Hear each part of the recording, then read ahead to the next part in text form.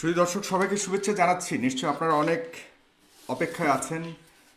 গতকাল থেকে অনেকে আমার কাছে প্রশ্ন করেছেন যে কখন শুরু হবে, এবং আজকের এই দীর্ঘ অপেক্ষার পালা এই মাত্র শেষ হলো। আমি আপনাদের কাছে যেভাবে বলেছিলাম যে সম্প্রীতি ও সমৃদ্ধির এক অনন্য উদাহরণ আমাদের মাতৃভূমি বাংলাদেশ। বিশ্ব যখন বিভিন্ন সাম্প্রদায়িক ও সামাজিক অসহিষ্ণুতার প্রতিনিয়ত লড়াই করে যাচ্ছে অসহিষ্ণুতার সাথে, ঠিক তখন আমরা পৃথিবীর সবচেয়ে জনবসতিপূর্ণ দেশ হয়েও অসাধারণ শান্তির মাঝে বসবাস করছি। অভ্যন্তরীণ রাজনৈতিক অস্থিতিশীলতা ছাড়া আমাদের মাঝে আর তেমন কোনো সাম্প্রদায়িক অসহিষ্ণুতা গ্রাস করতে পারেনি এখনো পর্যন্ত। কিন্তু অতি সম্প্রতি যে যেন এক অপশক্তির চক্ষুশূল হতে চলেছে সাম্প্রদায়িক শান্তির এই দেশটিতে। প্রায় সকল ধর্মাবলম্বী মানুষ খুব স্বাভাবিক সামাজিক বন্ধনের সাথে বসবাস করছে বাংলাদেশে। হঠাৎ কেন আমাদের মাঝে বিশাল দেয়াল তৈরি হচ্ছে? ধর্মকে নিয়ে কেন বাড়াবাড়ি করা হচ্ছে? রাষ্ট্রীয় জীবন ব্যবস্থায় ধর্ম কি আসলেই আমাদের আধুনিক জীবনে অন্তরায় হয়ে দাঁড়াচ্ছে কিনা, সেটাও একটা দেখবার বিষয়। প্রগতিশীলতা ও বিজ্ঞানময় প্রতিযোগীশীল বিশ্বায়নের সাথে ধর্ম আসলে কতটুকু আমাদেরকে মুক্তি দিতে পারবে, এ নিয়ে অনেক প্রশ্ন উঠছে। সংবিধানে যার যার ধর্ম পালন করবার স্বাধীনতা সুযোগ থাকলেও কেন মুসলমান ধর্মের প্রতি বা মুসলমান ধর্ম অনুভূতির প্রতিও অনেক প্রশ্ন উঠছে আমাদের মাঝে, সেটা নিয়েও অনেক কথা উঠছে। সে কেন হচ্ছে এইসব অশান্তি, কাদের ইন্ধনে দেশে সাম্প্রদায়িকতাকে উস্কে দেওয়া হচ্ছে? আরও অনেক প্রশ্নের উদ্রেক জনমনে সঞ্চারিত হয়েছে সাম্প্রতিককালে। সকল প্রশ্নের উত্তর আজকে আমরা খুঁজে পাবো এই দুজন জ্ঞানী ও বুদ্ধিজীবী, যাদের অবস্থান সম্পূর্ণ দুই মেরুতে। চলুন পরিচয় করে দিচ্ছি। আপনারা এই দুজনকে ডেফিনেটলি চেনেন, জানেন। তারা দুজনই বিখ্যাত ব্যক্তিত্ব বাংলাদেশের। তারপর আমি বলছি যে আমার সাথে প্রথমে রয়েছেন প্রখ্যাত ব্যক্তিত্ব জনাব শাহরিয়ার কবির, মানবাধিকার কর্মী, লেখক এবং সাংবাদিক। এবং আপনারা অনেকে জানেন না হয়তো, তিনি প্রায় 70টি বই লিখেছেন বিভিন্ন বিষয়ের উপরে। একজন নামকরা লেখক বটে। আমি ওনার ব্যাপক ভক্ত। বিশেষ করে তাকে আমরা ঘাতক দালাল নির্মূল কমিটির অন্যতম রক্ষক হিসেবেও জানি। এরপরেই রয়েছেন প্রখ্যাত আলেম ও ইসলামিক চিন্তাবিদ, সম্মানিত পীর সাহেব জৈনপুরী, জনাব ডক্টর এনায়েতুল্লাহ আব্বাসী সাহেব। দর্শক, অনুষ্ঠানটি একযোগে প্রচারিত হচ্ছে the face the people Facebook page এবং ইউটিউব চ্যানেলে। আপনারা অবশ্যই ফেস দ্য পিপলের যে পেজ রয়েছে এবং ইউটিউব চ্যানেল রয়েছে সেখানে সাবস্ক্রাইব করবেন, এবং আমাদের এই পেজটিকে অবশ্যই ফলো করবেন এবং লাইক করবেন, তাহলে অন্যান্য অনুষ্ঠানগুলো দেখতে পারবেন। আপনারা যদিও এই দুজন অতিথিকে কোনো ধরনের প্রশ্ন করতে চান, অবশ্যই কমেন্ট বক্সে লিখতে পারেন। সেখান থেকে আমি কয়েকজনের প্রশ্নকে নেওয়ার চেষ্টা করব। আর অবশ্যই শেয়ার করবেন। এই অনুষ্ঠানটি লাখো মানুষ দেখবে, সারা পৃথিবী জুড়ে দেখবে। এবং আমি চাই আজকের এই তথ্যগুলি, এই যে বিষয়বস্তুর উপর আলাপ করব, সেগুলো মানুষ জানুক এবং মানুষ অবহিত হোক। আমি প্রথমে শুরু করতে চাই জনাব শাহরিয়ার কবির মহোদয়, আপনাকে দিয়ে। আপনি শুনতে পাচ্ছেন নিশ্চয় আমাকে? আমি শুনতে পাচ্ছি, আপনার কথা কেটে কেটে যাচ্ছে, তবু বলুন। আমি শুনতে পাচ্ছি। আমার কথা কি শোনা যাচ্ছে? আপনাকে আমি ক্লিয়ার শুনতে পাচ্ছি। জনাব শাহরিয়ার কবির, আমি আপনাকে দিয়ে শুরু করতে যাচ্ছি। আজকের এই অনুষ্ঠানের সূত্রপাত করতে যাচ্ছি আপনাকে দিয়ে। আমি আপনার কাছে ধর্মীয় বিষয় নিয়ে একটি প্রশ্ন করতে চাই যে ধর্মের কোন কোন বিষয়গুলোকে, বিশেষ করে মুসলমান ধর্মের কোন বিষয়গুলোকে আপনি মনে করেন যে স্বাভাবিক জীবন ব্যবস্থার সাথে সাংঘর্ষিক, এবং কেন সেটা মনে করছেন? আপনার কাছে এই প্রশ্নটি আমি শুরু করতে চাই, জনাব শাহরিয়ার কবির। প্রশ্নটা হচ্ছে ধর্ম নিয়ে নয়।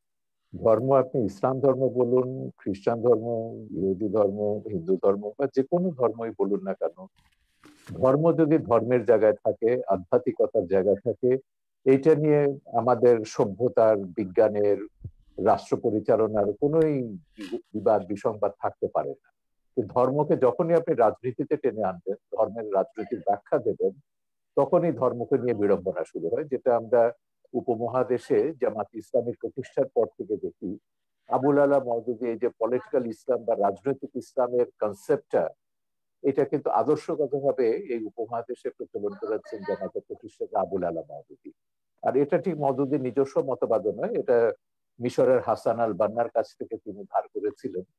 একই সময়ে হাসান আল বান্না 1928 সালে মুসলিম ব্রাদারহুড বা ইখওয়ানুল মুসলিমিন প্রতিষ্ঠা করলেন মিশরে, আর মওদুদি 1941 সালে প্রতিষ্ঠা করলেন জামাত ইসলামী হিন্দ। এবং তখন তিনি রাজনৈতিক কারণে ব্রিটিশদের কাছ থেকে টাকা নিয়েছেন, ব্রিটিশদের সমর্থন করেছেন এবং স্বাধীনতা সংগ্রামের বিরোধিতা করেছেন, ব্রিটিশ বিরোধী স্বাধীনতা সংগ্রামের।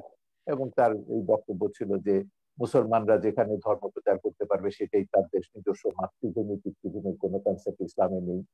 এবং তার তাফসিরুল কোরআনের যে তাফসির, সেটা বহু ঘন্টায় সেটা বেরিয়েছে।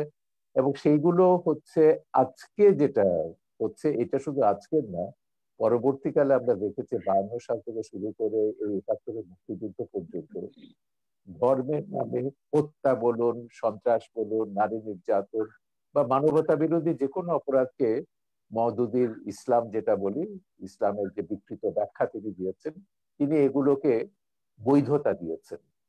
71-এ 30 লক্ষ গণহত্যাকে তিনি বলেছেন না, এরা সব হচ্ছে, যাদেরকে মারা হচ্ছে এরা সব কাফের। মুক্তিযোদ্ধাদের বলেছেন হিন্দুদের এদের, ভারতের এদের দুষ্কৃতকারী, ইসলামের দুশ্মন, পাকিস্তানের দুশ্মন, এদের হত্যা করা বৈধ। নারীদেরকে, আমাদের বাঙালি নারীদেরকে বলেছেন গনিমতের মাল, এদেরকে ভোগ করা যাবে। এইভাবে তিনি 71-এ গণহত্যা এবং নারী ধর্ষণকে যেভাবে বৈধতা দিয়েছেন, এবং এই কারণে বঙ্গবন্ধু 72-এর সংবিধানে যখন রাষ্ট্রের 4 মূলনীতি, পাকিস্তানের মোহাম্মদ আলী জিন্নাহর সাম্প্রদায়িক বিজাতি তত্ত্বকে কবর দিয়ে যখন আমাদের সংবিধানটি পাশ করলেন, সেখানে রাষ্ট্রের 4 মূলনীতি হিসেবে ধর্মনিরপেক্ষতা ছিল, অসাম্প্রদায়িক বাঙালি জাতীয়তাবাদ ছিল, কিন্তু এটা গ্যারান্টি ক্লজ হিসেবে তিনি বাংলাদেশে ধর্মের নামে রাজনীতি নিষিদ্ধ করেছিলেন। এবং তিনি ব্যাখ্যা দিয়ে বলেছিলেন যে পাকিস্তানের 24 বছরের শাসন, শোষণ, পীড়ন, এগুলো সব ইসলামের দোহাই দিয়ে ধর্মের নামে এগুলো করা হয়েছে। 71-এ গণহত্যা, এগুলো সবই ধর্মের নামে করা হয়েছে। তিনি বলেছেন ধর্ম অত্যন্ত পবিত্র বিষয়, ধর্মের নামে বাংলাদেশে যাতে আর কোনো এই ধরনের সন্ত্রাস, হত্যা, হিংসা, বিদ্বেষ, বিভাজন এটা না থাকে, সেজন্য ধর্মকে রাজনীতি থেকে এবং রাষ্ট্র থেকে পৃথক রাখতে হবে। এটাই ছিল বঙ্গবন্ধু ধর্ম নিরপেক্ষতার বোধ। এবং কেন তিনি ধর্মের নামে রাজনীতি নিষিদ্ধ করেছে সেটা তিনি তার সেদিনের ভাষণে, 4 নভেম্বর 1972 সালে ভাষণে সেটা তিনি পরিষ্কার করেছিলেন সংবিধানটি গ্রহণ করবার সময়। এবং এটাও বলেছিলেন এই সংবিধান লেখা হচ্ছে 30 লক্ষ শহীদের রক্ত দিয়ে, এবং আমি চাই যে আগামী প্রজন্ম, পরবর্তী প্রজন্ম এই সংবিধানের মর্যাদা রক্ষা করবে, রাষ্ট্রের চালমনীতিকে রক্ষা করবে। কিন্তু দুর্ভাগ্যের বিষয় হলো যে বঙ্গবন্ধুকে নৃশংসভাবে হত্যা করা হলো 75-এ। কেন হত্যা করা? কারণ বঙ্গবন্ধুকে হত্যা না করলে ওই যে পাকিস্তানের সাম্প্রদায়িক মৌলবাদী রাজনীতি, তাকে বাংলাদেশে ফিরিয়ে আনা যেত না। বঙ্গবন্ধুকে হত্যা না করলে তিনি যুদ্ধাপরাধীদের বিচার শুরু করেছিলেন, সেটা বন্ধ করা যেত না। বঙ্গবন্ধুকে হত্যা না করলে 71-এর পরাজয়ের প্রতিশোধ নেওয়া যেত না। সেই 71-এর পরাজিত শক্তি, সাম্প্রদায়িক মৌলবাদী অপশক্তি বঙ্গবন্ধুকে হত্যার জন্য দায়ী। এবং তারপরে আমরা দেখলাম সংবিধান থেকে মুক্তিযুদ্ধের ইতিহাস, চেতনা, অসাম্প্রদায়িক মূল্যবোধ গুলো সব মুছে ফেলা হলো। এটা তথাকথিত ইসলামীকরণ বা পাকিস্তানিকরণ করা হলো আমাদের সমাজ এবং রাজনীতির। 75-এর পর থেকে এই ধারাটি চলছে। এবং আমাদের ইতিহাসের সবচেয়ে বড় দুর্ভাগ্য যে বেশিরভাগ সময় এই দেশটা শাসন করেছে পাকিস্তানপন্থী স্বাধীনতা বিরোধী মৌলবাদী সাম্প্রদায়িক অপশক্তি, প্রত্যক্ষ বা পরোক্ষভাবে। এবং সেই সময় আমরা দেখেছি আমাদের মুক্তিযুদ্ধের চেতনাকে নয়, ইতিহাস মুছে ফেলার চেষ্টা রয়েছে। জাতির জনকের অবমাননা তো বাদ দিন, মুক্তিযোদ্ধাদেরকে মুক্তিযোদ্ধা পরিচয় দিতে তারা লজ্জা পেত। রাজাকার আলবদররা সেখানে মন্ত্রী হচ্ছে, 30 লক্ষ শহীদের রক্তে ভেজা পতাকা তাদের গাড়িতে করে তারা দিয়ে ঘুরে বেরিয়েছে, এমন একটা অবস্থা তো ছিল। তো সেইখানে আমি মনে করি আমাদের যে আন্দোলনটা, শহীদ জননী জাহানারা ইমামের আন্দোলন নেতৃত্বে যে আন্দোলনটা আমরা শুরু করেছিলাম, একটা তো ছিল যুদ্ধাপরাধীদের বিচার, মূল দাবিটা ছিল বঙ্গবন্ধুর সংবিধানকে, মুক্তিযুদ্ধের চেতনার অসাম্প্রদায়িক কল্যাণ রাষ্ট্র গঠনের যে দিক নির্দেশনা, সেই সংবিধানকে ফিরিয়ে আনা এবং সেইভাবে আমাদের রাষ্ট্র পরিচালনা করা। সমাজ এবং রাষ্ট্রের সবকিছু, শিক্ষানীতি, সংস্কৃতি নীতি, নারী নীতি, পররাষ্ট্র নীতি, রাষ্ট্রের সমস্ত নীতি এগুলো পরিচালিত হবে সেই মুক্তিযুদ্ধের চেতনার আলোকে, যে দিক নির্দেশনা বঙ্গবন্ধু সংবিধানে দিয়েছে। কিন্তু দুর্ভাগ্যের বিষয় সেখানে আমরা এখনো পৌঁছতে পারিনি। এখনো ধর্মের নামে রাজনীতি চলছে এবং এখনো সেই জামাতি ইসলামী, সেই ওহাবি সালাফিরা তাদের যে প্রতিহিংসা, যেটা প্রতিহিংসার রাজনীতি বলুন কিংবা তথাকথিত জিহাদের রাজনীতি, উন্মাদনার রাজনীতি, হিংসার রাজনীতি, এটা তো করেই যাচ্ছে। বিচ্ছিন্ন কোনো ঘটনা এটা। আপনি আমাদের বর্তমান যে চলমান আলেম সমাজের যে দৃষ্টিভঙ্গি, সেটাকে আপনি কিভাবে বিচার করছেন? এক কথা যদি বলেন তাহলে এরপরে আমি যাচ্ছি। আমি এদেরকে মোটেই আলেম সমাজ বলবো না। এরা হচ্ছে ইসলামের নামে তারা রাজনীতি করছে। এরাই হচ্ছে সেই 71-এর ঘাতক দালা যুদ্ধাপরাধীদের রাজনৈতিক, আদর্শিক এবং সামরিক উত্তরসূরি। সেই রাজনীতিটা এখন করছে, বাংলাদেশকে মোল্লা ওমরের আফগানিস্তান বানাতে চাইছে। এর সঙ্গে এখানে আব্বাসী সাহেব আছে, তিনি বলবেন, কারণ তিনি তো তার পিতা অত্যন্ত শ্রদ্ধেয় একজন, সে হিসেবে পীর হিসেবে আমরা তাকে সম্মান করি। আমাদের দেশে সুফিরা ইসলাম প্রচার করেছেন, পীররা এখানে আব্বাসী সাহেবের জোনপুরের হুজুরের মতন এরাও ইসলাম প্রচার করেছেন, এরা শান্তির ইসলাম প্রচার করেছেন, এরা কখনো ইসলামকে রাজনীতির সঙ্গে যুক্ত করেন। আমি হযরত জালালউদ্দিন রুমির উপর দুটো ডকুমেন্টারি ছবি বানিয়েছি, যে জালালউদ্দিন রুমির মুরিদ হচ্ছেন আমাদের হযরত শাহজালাল। তো এরা তো ইসলাম সারা পৃথিবীতে, এই ওহাবিরা ইসলাম প্রচার করে, বরং ওহাবিরা কি করেছে, ইসলামকে একটা সন্ত্রাসের ধর্ম হিসেবে পশ্চিমে চিত্রিত করেছে। ইসলাম ব্যাশিং যেটা আছে পশ্চিমে আপনারা দেখছেন, এটা তো জন্য দায়ী হচ্ছে ওহাবি সালাফি, এরা এই মৌদুদিবাদী বাংলাদেশে তারা। সুতরাং এরা যেটা করছে এটার সঙ্গে ইসলামের ধর্মের লেশমাত্র সম্পর্ক নেই। এটা হচ্ছে শেখ হাসিনা সরকারকে ক্ষমতা থেকে উচ্ছেদ করে এখানে মোল্লা ওমরের আফগানিস্তান বা জিয়াউল হকের পাকিস্তান পাঠাতে হবে।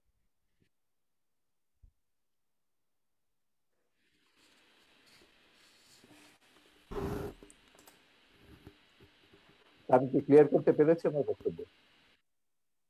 আপনি শুনতে পাচ্ছেন?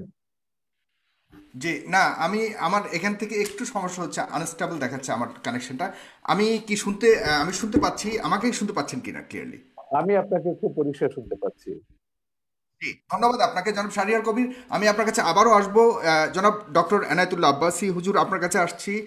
আপনি তো শুনলেন এতক্ষণ জনাব শাহরিয়ার কবিরের অনেক কথা, কিন্তু আপনার কাছে আমি এডিশনালি আরেকটি প্রশ্ন করতে চাচ্ছি। সেটা হলো যে আহ, আপনার পৃথিবী যেখানে বিজ্ঞান ভিত্তিক, প্রমাণিত বিজ্ঞান ভিত্তিক রাষ্ট্র, অ্যাডভান্সড টেকনোলজিক্যাল লাইফস্টাইলের উপরে উল্কা গতিতে ধাবিত হচ্ছে, উল্কা গতিতে আমি বলবো, সেখানে আপনারা 1400 বছর আগের নাজিল হওয়া পবিত্র ধর্মগ্রন্থ অনুযায়ী চলতে চাওয়াটাকে কতটুকু যুক্তিযুক্ত মনে করেন, এবং অন্যকে চলার জন্য আহ্বান করাটাকে কতটুকু সাপোর্টিভ বা কতটুকু জাস্টিফাইড মনে করেন? সে প্রশ্নটা আপনার কাছে রেখে যাচ্ছে, এবং জনাব শাহরিয়ার কবির অনেক প্রশ্ন উঠে যাচ্ছে, সেটা বলুন। Thank you. আলহামদুলিল্লাহ ওয়াহদা والصلاة والسلام على محمد صلى الله عليه وسلم الذي من لا نبي بعده।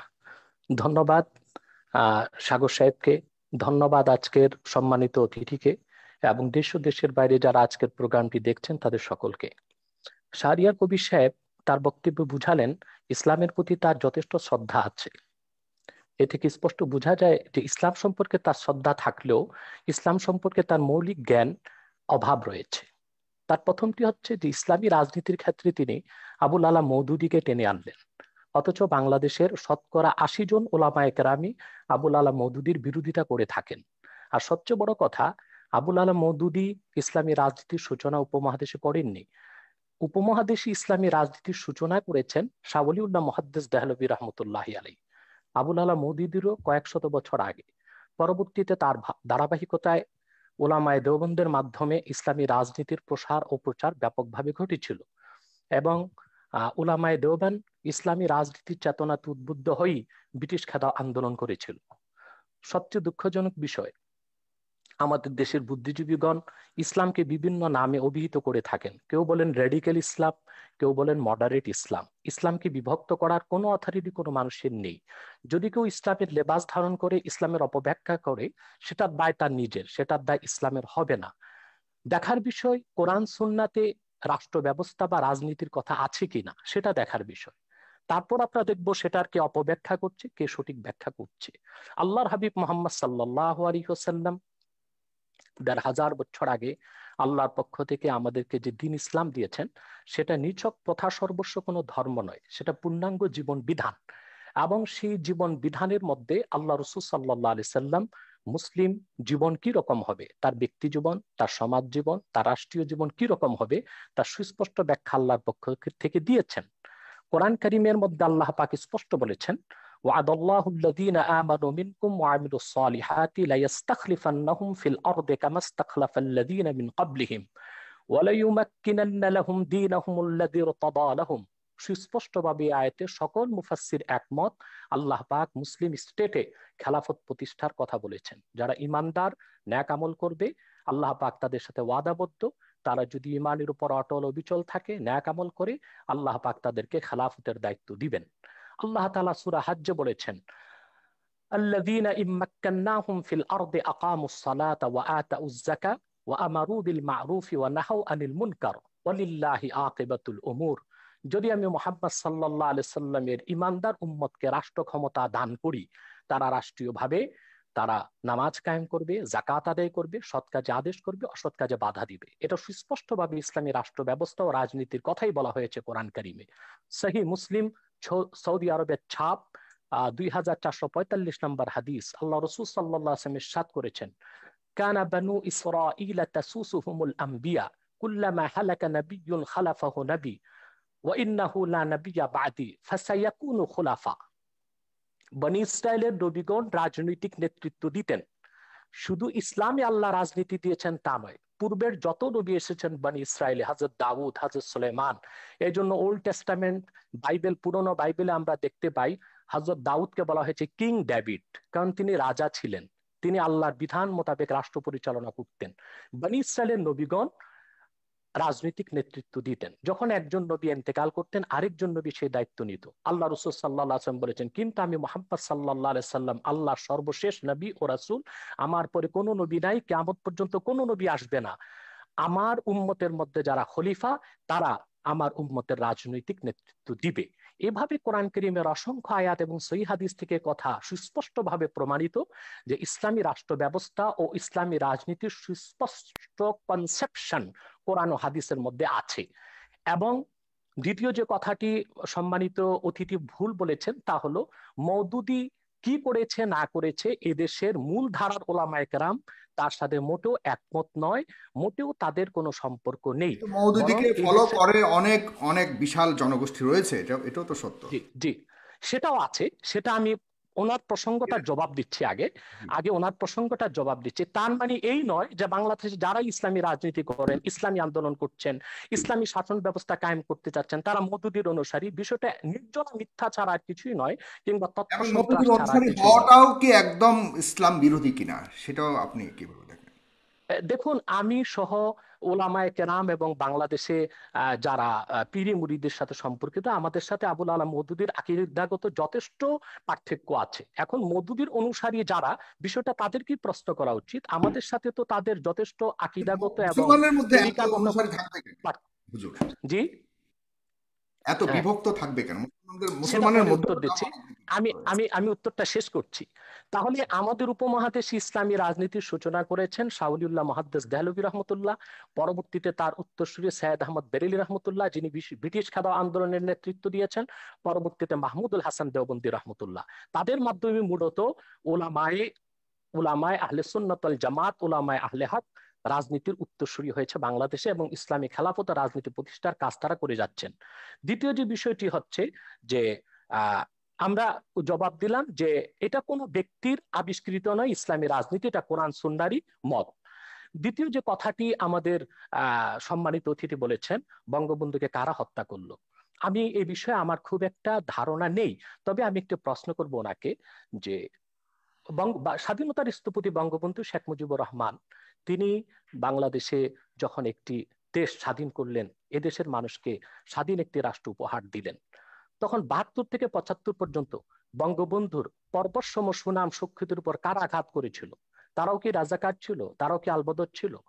কারা বঙ্গবন্ধুর চামড়া দিয়ে ডুগডুগি বাজাবার কথা বলেছিল? বঙ্গবন্ধু হত্যার পর কারা সেনাবাহিনীর ট্যাঙ্কের উপর নাচানাচি করেছিল?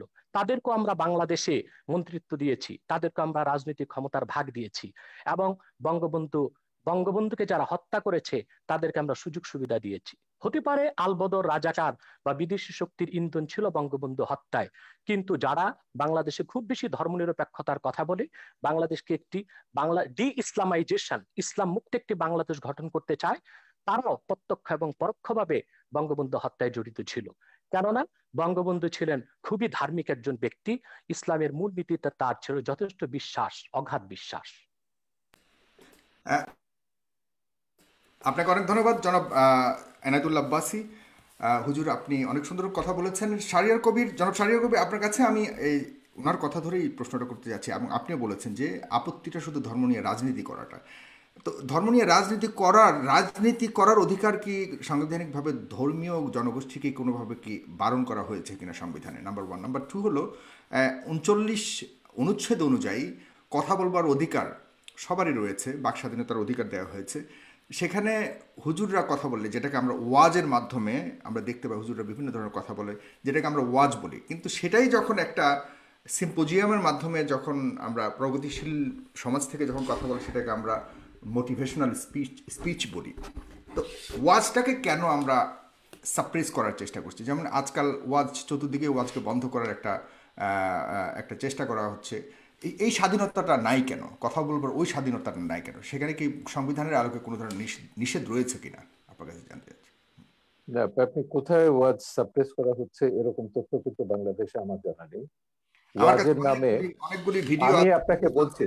আপনাকে বলছি ওয়াজের নামে আপনি যদি সংবিধানের উপর আঘাত করেন, বাংলাদেশের মূল চেতনার উপর আঘাত করেন, যে কারণে বাংলাদেশ রাষ্ট্রটি তৈরি হয়েছে, যেটাকে আমরা মুক্তিযুদ্ধের চেতনা বলি, রাষ্ট্রের 4 মূলনীতিতে যেটা প্রতিফলিত হয়েছে, ওয়াজের নামে আপনি যদি ভিন্ন ধর্ম, ভিন্ন মত, ভিন্ন জীবনধারায় বিশ্বাসীদের প্রতি ঘৃণা বিদ্বেষ প্রচার করেন, সন্ত্রাসী বক্তব্য রাখেন এবং প্রতিহিংসামূলক বক্তব্য রাখেন, তখনই সেটা আর ওয়াজ হয় না, সেটা একটা রাজনৈতিক হিসেবে মতলববাজিতে পরিণত হয়। আপনি ওয়াজে ইসলামের মাহাত্ম্যের কথা বলুন, ইসলামে কোরআনে কি মানুষের কল্যাণের কথা বলা নেই? আপনি যখন মসজিদে, এই যে কদিন আগে আমাদের ইয়েতে একটা ওয়েবিনারে 16 ডিসেম্বরে একজন মন্ত্রী এসেছিলেন এবং তিনি বললেন যে তিনি মসজিদে আপত্তি করেছেন যে খুতবাতে বলছে মুসলিম উম্মার জন্য প্রার্থনা করতে হবে। তো মন্ত্রী বলছেন, তো বলে যে শুধু মুসলিম উম্মা কেন, আল্লাহ তো সারা সমগ্র বিশ্বের জন্য, তিনি তো সমগ্র মানব জাতিকে সৃষ্টি করেছেন, আমরা কেন সমগ্র মানব জাতির জন্য আমরা মুনাজাত করব না বা কল্যাণ কামনা করব? আপনাকে মনে রাখতে হবে বাংলাদেশ রাষ্ট্রটি কেন তৈরি হয়েছে, কেন 47-এ পাকিস্তান হয়েছিল এবং কেন 71-এ বাংলাদেশ হয়েছে। এইটা যদি আপনি না বুঝেন তাহলে কিন্তু এই বিভ্রান্তিটা আপনার মধ্যে থেকে যাবে। পরিষ্কার কথা, মোহাম্মদ আলী জিন্নাহ পরিষ্কার ভাবে বলেছিলেন ভারতবর্ষে মুসলমানরা একটা আলাদা জাতি এবং এদের আলাদা একটা ভূখণ্ড দরকার, এবং সেই ভূখণ্ডটি পাকিস্তান হবে। পাকিস্তান নামকরণও করা হয়েছিল এবং সেভাবে ব্রিটিশরা ষড়যন্ত্র করেই হোক, জিন্নাহর কথা মতোই হোক, ভারতবর্ষকে দুভাগ করে পাকিস্তান এবং ভারত দুটো রাষ্ট্র বানিয়েছে। এবং জিন্নাহ কিন্তু এই ভুলটা যে বুঝেছিলেন, দেখে তিনি কত বড় ভুল করছেন সেটা তার 47 সালের 11ই আগস্টের বক্তৃতায় পরিষ্কার করে দিয়েছিলেন যে পাকিস্তানে আমরা মুসলমানরা, হিন্দুরা, বৌদ্ধরা, খ্রিস্টানরা সবাই নিজ নিজ ধর্ম পালন করব, রাষ্ট্র ধর্মের ব্যাপারে কোনো হস্তক্ষেপ করবে না, ধর্ম রাষ্ট্রের ব্যাপারে হস্তক্ষেপ করবে না। এটা জিন্নাহর বহুল আলোচিত একটা বক্তৃতা, 11ই আগস্ট 1947 সাল, 11ই জুনে এটা বলেছেন 1947 সালে, পাকিস্তান হওয়ার কয়েক মাস আগে।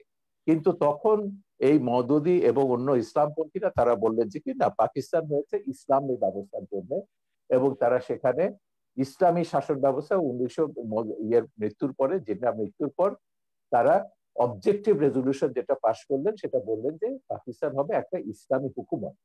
এবং 56 সালে 56 সালে তাদের যে সংবিধান হলো সেখানে বলা হয়েছে Pakistan will be Islamic Republic.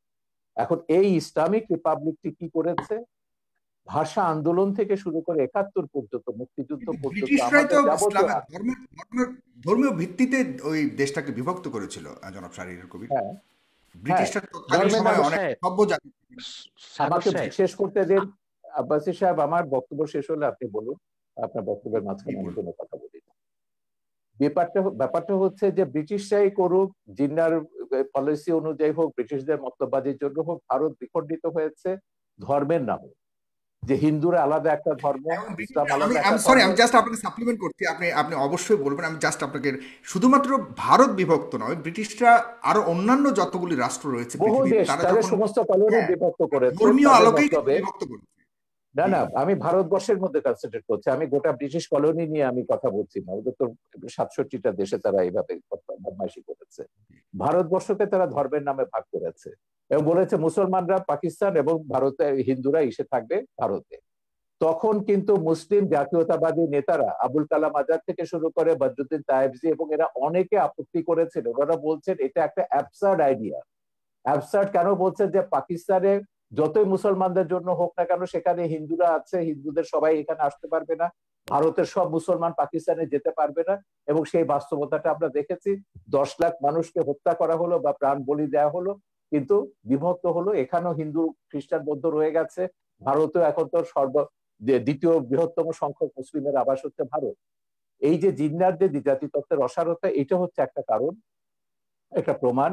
আর দ্বিতীয়টা তো বঙ্গবন্ধুর আমি 4 নভেম্বরের ভাষণের কথাটি বারবার উল্লেখ করছি এই কারণে, সেখানে তিনি ব্যাখ্যা করেছেন কেন বাংলাদেশ আমরা সৃষ্টি করেছি। পাকিস্তানে 24 বছরের শাসন, শোষণ, পীড়ন, নিপীড়ন, 71-এর গণহত্যা, মানবতা বিরোধী অপরাধ সবকিছুকে তারা ইসলামের নামে জায়েজ করতে চেয়েছিল। ভাষা আন্দোলন যারা করেছে তাদের বলেছে ইসলামের দুশ্মন, পাকিস্তানের দুশ্মন।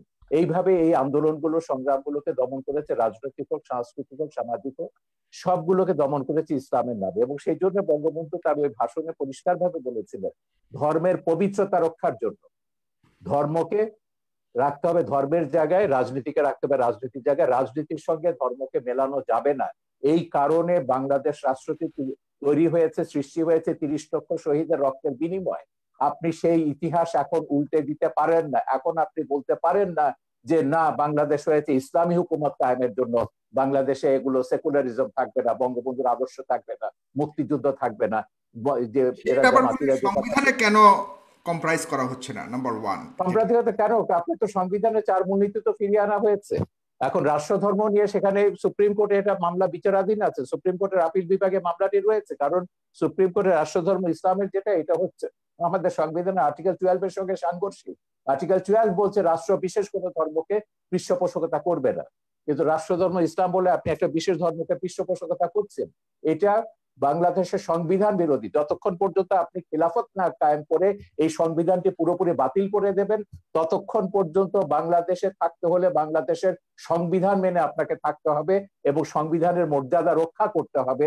এবং অবশ্যই। সংবিধানের মূলনীতি, এটার বিরুদ্ধে আপনি কোনো কথা বলতে পারেন না। বলা হবে সেটা হচ্ছে 30 লক্ষ শহীদের রক্তের সঙ্গে বেইমানি করা।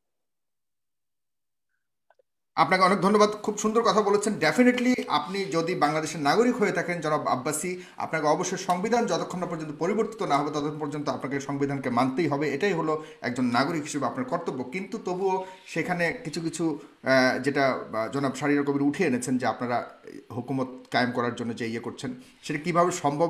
আপনারা হুকুমত কায়েম করলেও বা আপনাদের ভিত্তিটা কী হবে, আপনাদের স্টাইলটা কী হবে পরিচালনার, সেই ব্যাপারেও আমরা আপনার কাছ থেকে জানবো একটু।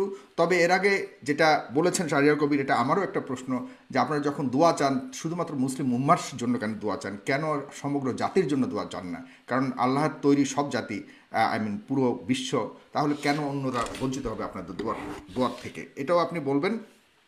পাশাপাশি আপনি ভাস্কর্য নিয়ে, যে বাঘা যতীনের ভাস্কর্য ভাঙা হয়েছে, সেখানেও ইঙ্গিত করা হচ্ছে যারা আপনার মুসলমান ধর্মাবলম্বী তাদেরকে ইঙ্গিত করা হচ্ছে। এবং জনাব শাহরিয়ার কবি, আপনার কাছে আমি এই প্রশ্নটা করে যাচ্ছি, ভাস্কর্য নিয়ে যে ইস্যুটা হয়েছে, আপনি অবশ্যই পরবর্তী সময় আপনি বলবেন।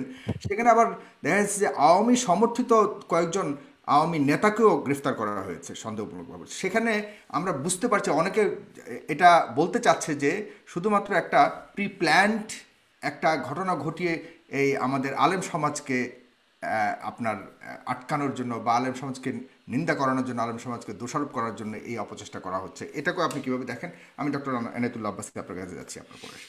ধন্যবাদ সাগর সাহেব। প্রথম কথা হচ্ছে, আমাদের শাহরিয়ার কবির সাহেব যে কথা বলেছেন যে দেশ বিভক্তি নিয়ে প্রশ্ন এসেছে যে জিন্নাহ ভুল করেছিল ধর্মের ভিত্তিতে দেশ ভাগের তত্ত্ব দিয়ে। মূলত বাংলাদেশ স্বাধীনতার মূল সূচনা আমরা দেখতে পাই 2 নেশন থিওরি বা দ্বিজাতি তত্ত্ব। যে অংশে মুসলিম সংখ্যা বেশি সে দেশটি পাকিস্তান হবে, যে অংশে হিন্দু বেশি সে অংশটি হিন্দুস্তান হবে। জিন্নাহর রাজনীতিতে অনেক ভুল ত্রুটি ছিল, আর জিন্নাহ নিজেও একজন প্রকৃত মুসলিম ছিলেন না, অনেকটাই ওয়েস্টার্ন ধ্যান ধারণায় বিশ্বাসী ছিল জিন্নাহ। সে সময় ওলামায়ে কেরাম রাজনৈতিক প্রজ্ঞার কারণেই তাকে তাকে নেতৃত্বে এনেছিল। মূলত ইসলামের কোনো বিষয়ে ব্যাখ্যা দেবার কোনো অধিকার জিন্নাহর ছিল না। তো জিন্নাহর কোনো ভুল বক্তব্যকে আমরা সমর্থন করি না। ভাষা আন্দোলনে জিন্নাহ যে কাজ করেছিলেন সেটা ইসলামের পক্ষে কোনো কাজ করেনি। সব ভাষাই আল্লাহ তাআলা সৃষ্টি, অতএব বাংলা ভাষার বিরোধিতা করে জিন্নাহ চরম ভুল করেছিলেন। সে যাই হোক, দ্বিজাতি তত্ত্বের ভিত্তিতে দেশ ভাগ হয়েছে। বাংলাদেশে মুসলিম সংখ্যা বেশি ছিল বলে এটা পাকিস্তানের অংশ হয়েছে, এবং পাকিস্তানিদের জুলুম, নির্যাতন, নিপীড়নের কারণে বঙ্গবন্ধুর নেতৃত্বে 71 সালে বাংলাদেশ স্বাধীন হয়েছে। যদি এটা ভারতের অংশ হতো তাহলে ভারতে কোনোদিনও বাংলাদেশ স্বাধীন হতো বলে বিশ্বাস করা যায় না। আর যদি অখণ্ড ভারতের তত্ত্বে আমরা বিশ্বাস করি তাহলে সেক্ষেত্রে মুসলমান কতটুকু লাভবান হতো তা দেখতে হলে চাক্ষুষ আমরা ভারতকে দেখতে পাই। সেখানে দ্বিতীয় বৃহত্তম মুসলিম জাতি থাকার পরও সেখানে চাকরি বাকরিতে মুসলমান কোনো সুবিধা পাচ্ছে না। ভারতকে ধর্মনিরপেক্ষ রাষ্ট্র বলা হয়, কিন্তু তাদের ধর্মনিরপেক্ষতা হচ্ছে ওই যে কাজীর বলদ কিতাবে, বাস্তবে নেই সেই অবস্থা। ধর্মনিরপেক্ষতার নামে উগ্র হিন্দুত্ববাদকে তারা চাপিয়ে দিয়েছে। বাবরি মসজিদকে ভেঙ্গে খান খান করে দিয়েছে। সেখানে কংগ্রেস যারা ধর্মনিরপেক্ষতার কথা বলে থাকে, তারাও বাবরি মসজিদের স্থানে রাম মন্দির নির্মাণের জন্য 11টি রূপার ইট পাঠিয়েছে। অতএব যদি অখণ্ড ভারতের সূত্রে আমরা বিশ্বাসী হতাম, আমরা খুব লাভবান হতাম না, এবং বাংলাদেশ স্বাধীন হবার কোনো সম্ভাবনাই থাকতো না।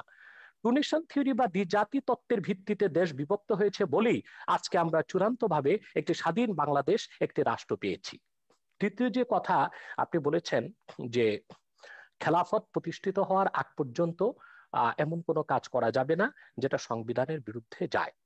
আমাদের সংবিধানে, কারণ ধর্মনিরপেক্ষতা একটি বিষয় আছে, সেকুলারিজম। সেকুলারিজম বলতে আমরা কি বুঝি আসলে? সেকুলারিজমের ব্যাখ্যা অক্সফোর্ড ডিকশনারিতে এসেছে যে secularism is the belief that religion should not be involved in organization of society, education. Secularism এমন একটি জিনিস যেটা রাষ্ট্রের কোনো সংস্থা, শিক্ষা বা রাষ্ট্রের কোনো জরুরি কোনো সংস্থা, কোনো ডিপার্টমেন্টে এর কোনো সংশ্লিষ্টতা থাকবে না। এটা একটি অসম্ভব বিষয়। বাংলাদেশও ধর্ম মন্ত্রণালয়ে আছে, অতএব এটি একটি রাষ্ট্রীয় সংস্থা। সেখানে ইসলাম ধর্মের পক্ষে কাজ করা হচ্ছে, অন্যান্য ধর্মের অধিকারও সংরক্ষণ করা হচ্ছে। শিক্ষা ব্যবস্থা আমাদের দেশে কম করে হলেও ইসলামী অনেক কিছু আছে। অতএব একেবারেই প্রিন্সিপাল কনসেপশন অফ সেকুলারিজম, ধর্মনিরপেক্ষতার মূল সূত্রে গেলে ধর্মের কোনো অস্তিত্ব কোথাও রাখা যাবে না, সামাজিক জীবনেও না, রাষ্ট্রীয় জীবনেও না। দ্বিতীয়ত, ধন্যবাদ শাহরিয়ার কবির সাহেবকে, যিনি খেলাফত ব্যবস্থাকে স্বীকার করেছেন। আলহামদুলিল্লাহ, খেলাফত প্রতিষ্ঠিত হবার আগ পর্যন্ত খেলাফত প্রতিষ্ঠার জন্য কাজ করা যাবে না, এটা গণতন্ত্রের কনসেপশনের সম্পূর্ণ বিপক্ষে যায়। কারণ আমার গণতন্ত্রের কনসেপশনস এর মধ্যে আছে বাক স্বাধীনতা, রয়েছে নিজস্ব আদর্শের লালন প্রচার প্রসার। অতএব প্রতিটি মুসলমান ইসলামের মৌলিক নীতিতে বিশ্বাসী, তারা ইসলামী রাষ্ট্র ব্যবস্থা খেলাফতকে বিশ্বাস করে। অতএব তার প্রচার ও প্রসারের জন্য তারা আন্দোলন করতে পারে, রাজনীতি করতে পারে, ওয়াজ মাহফিলের মধ্যে তারা কোরআন সুন্নাহ ভিত্তিক ইসলামী রাষ্ট্র ব্যবস্থার কথা তুলে ধরতে পারেন। এটা প্রতিটি মুসলিমের গণতান্ত্রিক অধিকার। দ্বিতীয়ত, যারা ধর্মের দোহাই দিয়ে নারী নির্যাতন করেছে, নিপীড়ন করেছে স্বাধীনতা যুদ্ধের আগে, তাদের সাথে ইসলামের কোনো সম্পর্ক নেই। এইরকম ব্যক্তি যাদের সাথে ইসলামের সম্পর্ক নেই, ইসলামের পরিচয় দেয়, তাদেরকে ইসলাম একটি পারিভাষিক নাম দিয়েছে মোনাফেক। এবং মোনাফিকের ব্যাপার আল্লাহ তাআলা বলেছেন, ইন্নাল মুনাফিকিনা ফিদ দারকিল আসফালি মিনান নার। মোনাফিকরা জাহান্নামের সর্বনিকৃষ্ট স্তরে থাকবে। যাদের সাথে ইসলামের কোনো সম্পর্ক নেই কিন্তু ইসলামের পরিচয় দিচ্ছে, তারা মোনাফিক, তাদের দায় ইসলাম গ্রহণ করবে না। কিন্তু বড় দুঃখজনক, বঙ্গবন্ধু যে স্বপ্ন নিয়ে দেশ স্বাধীন করেছে, যে দেশটিতে নির্যাতন থাকবে না, নিপীড়ন থাকবে না, দুর্নীতি থাকবে না, সন্ত্রাস থাকবে না, সংখ্যালঘুদের উপর আঘাত করা হবে না, স্বাধীনতার পরে সেই বাংলাদেশে আমরা দেখতে পেয়েছি অসংখ্য আহ আহ ধর্ষণ হচ্ছে। বাংলাদেশে এখন গণধর্ষণে পরিণত হয়ে গিয়েছে ধর্ষণ। তারপরে যারা বৈপ্লবিক সমাজতন্ত্রে বিশ্বাসী মাওবাদী, তারা বাংলাদেশে তাদের বৈপ্লবিক সমাজতন্ত্র প্রতিষ্ঠা করতে যে কত মানুষকে হত্যা করেছে সর্বহারা সমাজতান্ত্রিকরা, তার কোনো হিসাব মনে হয় গোয়েন্দা সংস্থার কাছেও নেই। সেটার দায়িত্ব সমাজতন্ত্রকে দেওয়া হয় না, সেটার দায়িত্ব গণতন্ত্রকে দেওয়া হয় না, সেটার দায়িত্ব সেকুলারিজমকে দেওয়া হয় না। তাহলে ইসলামের লেবাস ধারণ করে, ইসলামের নাম ব্যবহার করে যারা অনইসলামিক কাজ করবে, সেটার দায় ইসলামের উপর আসবে কেন? সেজন্য ইসলামী রাষ্ট্র ব্যবস্থার বিরোধিতা করা হবে কেন? তৃতীয় যে বিষয়টি সম্মানিত অতিথি শাহরিয়ার কবির সাহেব বলেছেন, যে সংবিধানের বিরোধিতা করা যাবে না। জনগণের জন্য সংবিধান, সংবিধানের জন্য তো জনগণ নয়। জনগণের স্বার্থে বৃহৎ জনগোষ্ঠীর মতামতের ভিত্তিতে সংবিধান পরিবর্তন হতে পারে। যেমন আমাদের সংবিধানের মধ্যে মৌলিক অধিকার ৩য় ভাগের মধ্যে একটি কথা লেখা আছে, রাষ্ট্র ও গণজীবনের সর্বস্তরে নারী পুরুষের সমান অধিকার লাভ করবে। আমরা কি এটা করতে পেরেছি, বা এটা করা কি আদৌ সম্ভব হচ্ছে? যেখানে গণতন্ত্রের প্রসূতি বলা হয় যুক্তরাষ্ট্রকে, সে দেশটিও কি পেরেছে ধর্মনিরপেক্ষতার ভিত্তিতে সে দেশটিকে সাজাতে? মার্কিন যুক্তরাষ্ট্রের সংবিধানে লিখিত আছে কোন নন খ্রিস্টান যুক্তরাষ্ট্রের প্রেসিডেন্ট হতে পারবে না। এটা কি সাম্প্রদায়িকতা নয়? এটা কি ধর্মনিরপেক্ষতার মূলনীতির বিপক্ষে নয়? সে দেশের মধ্যে আরো সাংবিধানিক নিয়ম হচ্ছে, যুক্তরাষ্ট্রের প্রেসিডেন্ট যখন শপথ নেবেন বাইবেলে হাত রেখে শপথ নেবেন। এটি কি সাম্প্রদায়িকতা বিরোধী নয়? এবং এটা কি ধর্মনিরপেক্ষতার কনসেপশনের বিপক্ষে যায় না? ধর্মনিরপেক্ষতার যে তত্ত্ব পৃথিবীব্যাপী ছড়ানো হয়েছে, তার একমাত্র উদ্দেশ্য হচ্ছে ইসলামের রাজনৈতিক উত্থানকে ঠেকানো। যা আমরা দেখতে পাই পূর্বের একটি ভার্চুয়াল কনফারেন্সে আমি বলেছিলাম, ডক্টর হ্যান্টিংটনের দ্য ক্ল্যাশ অফ সিভিলাইজেশনে যে কথাটি স্পষ্ট হয়ে গিয়েছে। সে সেখানে লিখেছে 57টি মুসলিম রাষ্ট্রের রাজনৈতিক ইসলামী রাজনীতির উত্থানকে ঠেকাতে হলে জি, ধর্মনিরপেক্ষতাকে চাপিয়ে দিতে হবে। জি,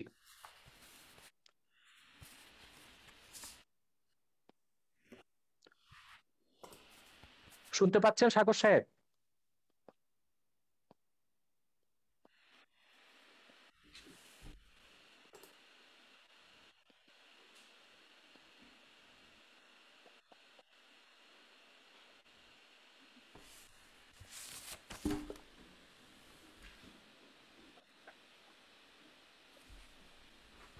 জি, আমার কথা কি শুনতে পাচ্ছেন? আমার মাঝে মধ্যে একটু সমস্যা হচ্ছে শুনতে এখানে মনে পাচ্ছি, হচ্ছে। শুনতে পাচ্ছি। আরেকটি বিষয় আমি স্পষ্ট করে দিচ্ছি জি, যে আমি আমি ধর্ম, আমি আপনার যে কাছে, জি আমি একটু শেষ করি।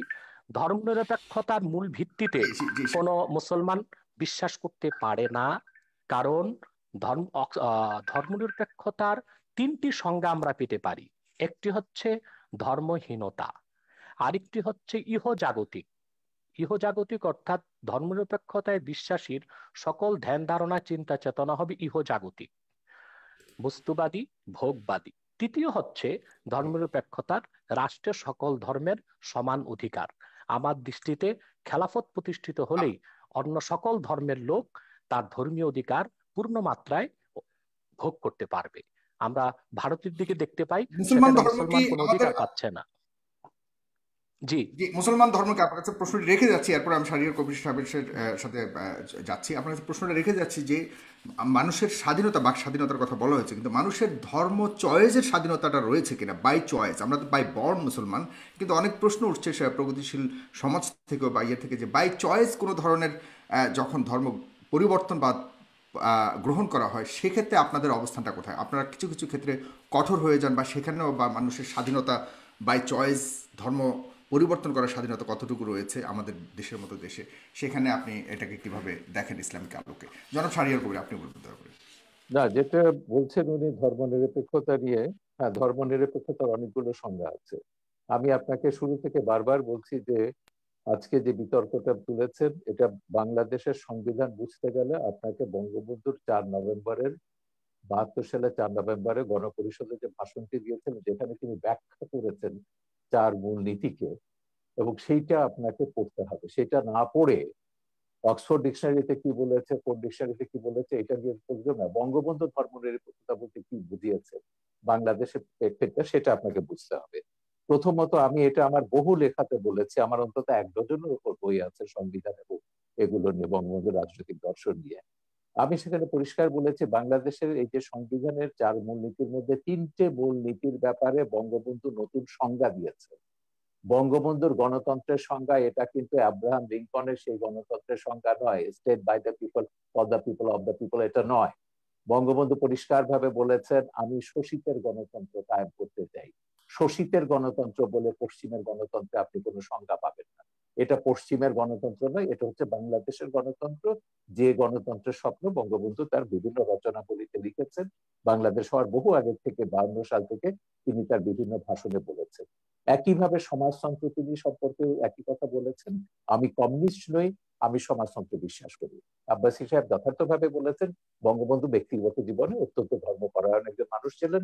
তার আত্মজীবনীতেও আছে, সেটা কারাগারে রোজ নামতে হচ্ছে, 5 ওয়াক্ত নামাজ পড়তেন এবং ইসলামের বিধিবিধান সবকিছু তিনি মেনে চলতেন।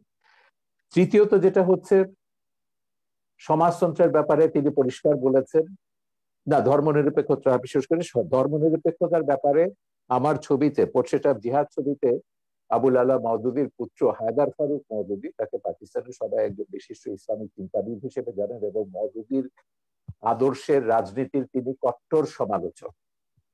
তো তিনি তার পিতাকে একদম মোনাফেকি বলেছেন আমার ছবিতে, এবং কতগুলো উদাহরণ দিয়ে বলেছেন যে আমার পিতা সবাইকে বলতে তাকে মাদ্রাসায় পড়ো, তার 9 ছেলে মেয়েকে তিনি ইংলিশ মিডিয়াম স্কুলে পড়িয়েছেন।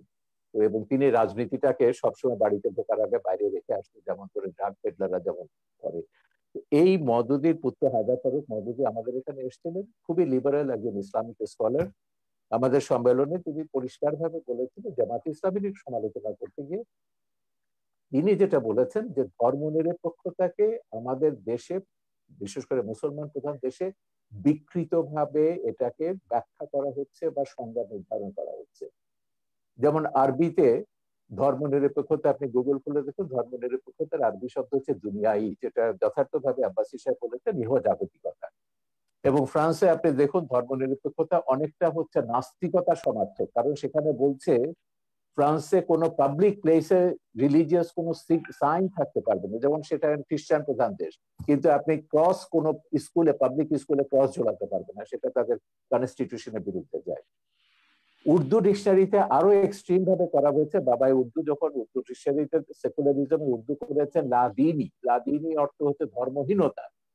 সুতরাং ধর্মনিরপেক্ষতার বিভিন্ন ব্যাখ্যা পশ্চিমে আছে এবং অ্যারাবিক ওয়ার্ল্ডে আছে, উর্দুতে আছে, উর্দু ভাষায় আছে, ফার্সি ভাষাতে আছে, কিন্তু বঙ্গবন্ধু ধর্মনিরপেক্ষতার একটা নতুন সংজ্ঞা দিয়েছেন, যেটা নিয়ে তখন বাম বুদ্ধিজীবীরা সমালোচনাও করেছিলেন, সিরাজুল ইসলাম বদরুদ্দিন ওমরেরা। তারা বলেছিলেন সেকুলারিজমের বাংলা হবে ইহজাগতিকতা, বঙ্গবন্ধু ভুলভাবে এটা ধর্মনিরপেক্ষতা করেছেন। আমার জবাব হচ্ছে বঙ্গবন্ধু জেনে বুঝে সেকুলারিজমের বাংলা ধর্মনিরপেক্ষতা করেছেন, কারণ বঙ্গবন্ধু ওই ইহজাগতিকতায় বিশ্বাস করেন না যেটা কমিউনিস্ট বা নাস্তিকরা যেটা করে। বঙ্গবন্ধু কমিউনিস্ট ছিলেন না, তিনি নাস্তিকও ছিলেন না, তিনি পুরোপুরি আস্তিক ছিলেন। ধর্ম তিনি বিশ্বাস করতেন, তিনি তার কন্যা সবাই ধর্মে বিশ্বাস করেন, কিন্তু ধর্মকে রাজনীতি থেকে পৃথক রাখতে হবে এইটা ভাষণে তিনি পরিষ্কারভাবে উল্লেখ করেছেন এবং 72-এর সংবিধানে সেটা রাখা হয়েছে।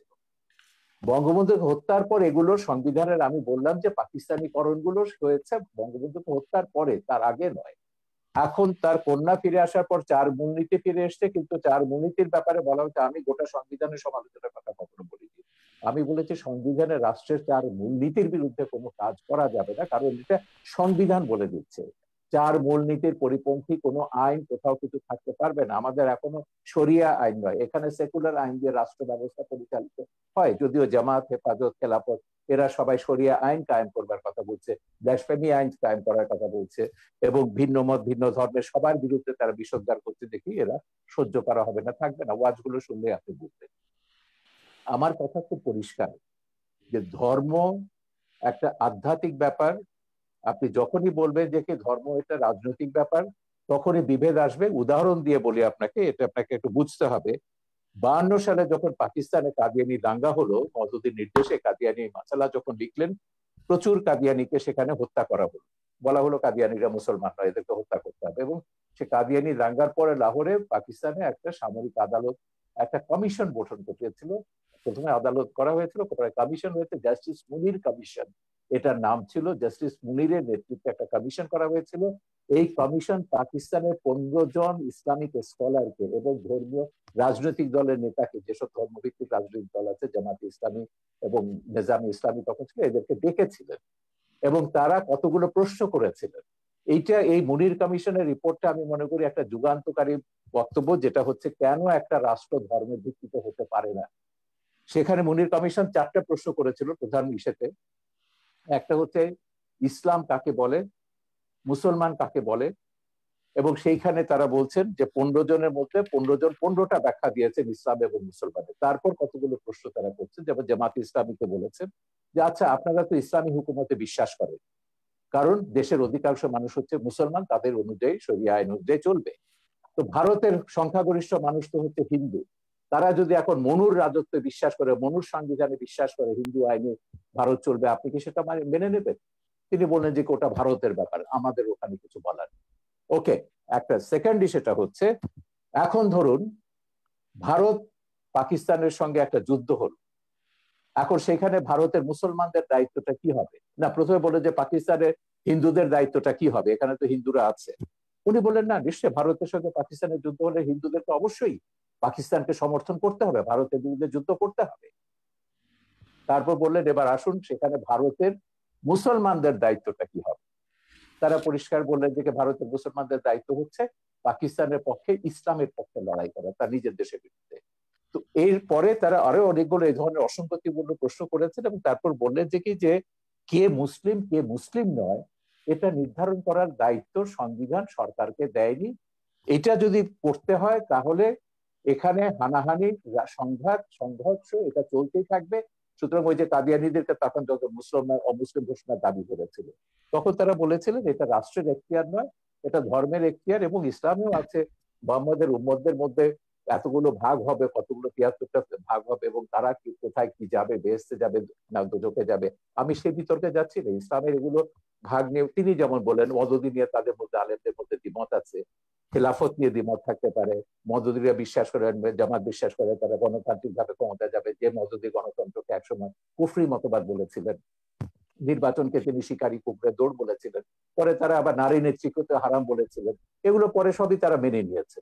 এইটা যদি রাজনীতিকে যদি আপনি নিয়ে আসেন, ধর্মকে যদি রাজনীতিতে নিয়ে আসেন, তাহলে এই যে বিভক্তিগুলো, এই বিভক্তিগুলো কিন্তু আপনাকে টুকরো টুকরো করে দেবে। পাকিস্তানের দিকে তাকিয়ে দেখুন, ইরাকের দিকে তাকিয়ে দেখুন, আল কায়দা আইসিস কি করেছে, তারা তো যা করেছে ইসলামের নামে কিন্তু করেছে। আমার এখানে একটা প্রশ্ন আছে আপনার কাছে, আপনি কি মনে করেন ভারত ধর্মনিরপেক্ষ? ভারত সাংবিধানিক ভাবে ধর্মনিরপেক্ষ, কিন্তু বর্তমানে ভারত যেটা করছে এটাকে মোটেই ধর্মনিরপেক্ষ বলা যাবে না। সেখানে ধর্মনিরপেক্ষতা রাষ্ট্রীয় জড়াজড়ি দিয়েছে। সেখানকার যে ধর্মীয় জনগোষ্ঠী রয়েছে সেখানে কি উগ্রপন্থা রয়েছে কিনা আপনি কি মনে করেন? অবশ্যই আছে, এবং সেখানে তো তার বিরুদ্ধে লড়াই করতে হবে। সেখানকার হিন্দুদের প্রধান দায়িত্ব হচ্ছে সেকুলারিজমে যেসব হিন্দুরা বিশ্বাস করেন সেখানকার সংখ্যালঘিষ্ঠ মুসলমানদের প্রতিষ্ঠা এবং রক্ষার দায়িত্ব তাদের। হিন্দু মৌলবাদের যে উত্থান হয়েছে বর্তমানে, সেটাকে আপনি কতটুকু বিশ্বাস করেন? এবং সেই হিন্দু মৌলবাদের সর্বশক্তির সহায়তা নিয়ে বর্তমানে বিজেপি সরকার অধীন রয়েছে। আমি এটা কখনো অস্বীকার করছি না, তো আমি মানা করলাম কখন? এটা ভারত কেন বলছেন? সারা বিশ্বব্যাপী এখন মৌলবাদের ধর্মের নামে উন্মাদনা হচ্ছে, ভারতে হিন্দু ধর্মের নামে হচ্ছে, বেশি আমাদের মুসলিম ধর্ম নিয়ে কেন হচ্ছে সেটাই প্রশ্ন। কে বলছে? কে মুসলিম নিয়ে কথা বলছে?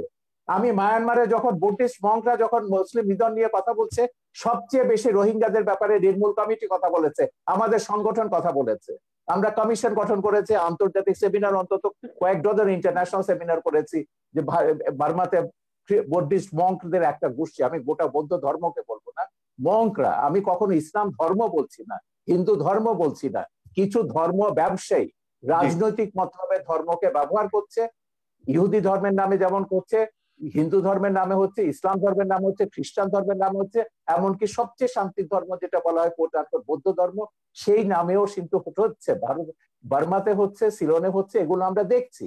সারা বিশ্বব্যাপী দক্ষিণ পন্থার এই তাণ্ডব গুলো আমরা দেখছি। সেই জন্যই আমরা বলছি হিন্দু মৌলবাদের কথাটা শেষ করতে দিন। হিন্দু মৌলবাদের আমি কোন মৌলবাদকে সাপোর্ট করি না, এমনকি নাস্তিকরাও যখন মৌলবাদীদের ভাষায় কথা বলে সেই নাস্তিকতাকেও আমি সমর্থন করি না। আমার কথা হচ্ছে বিশ্বে আস্তিক আছে, নাস্তিক আছে, ৬০০ কোটি মানুষ বিভিন্ন ধর্মে বিশ্বাস করে, ১০০ কোটি মানুষ কোন ধর্মে বিশ্বাস করে না। এই পৃথিবীতে সব মানুষের সমান অধিকার মর্যাদা নিয়ে বাস করবার অধিকার আছে। এইটাকে আপনি যে ধর্মের নামে দিন না কেন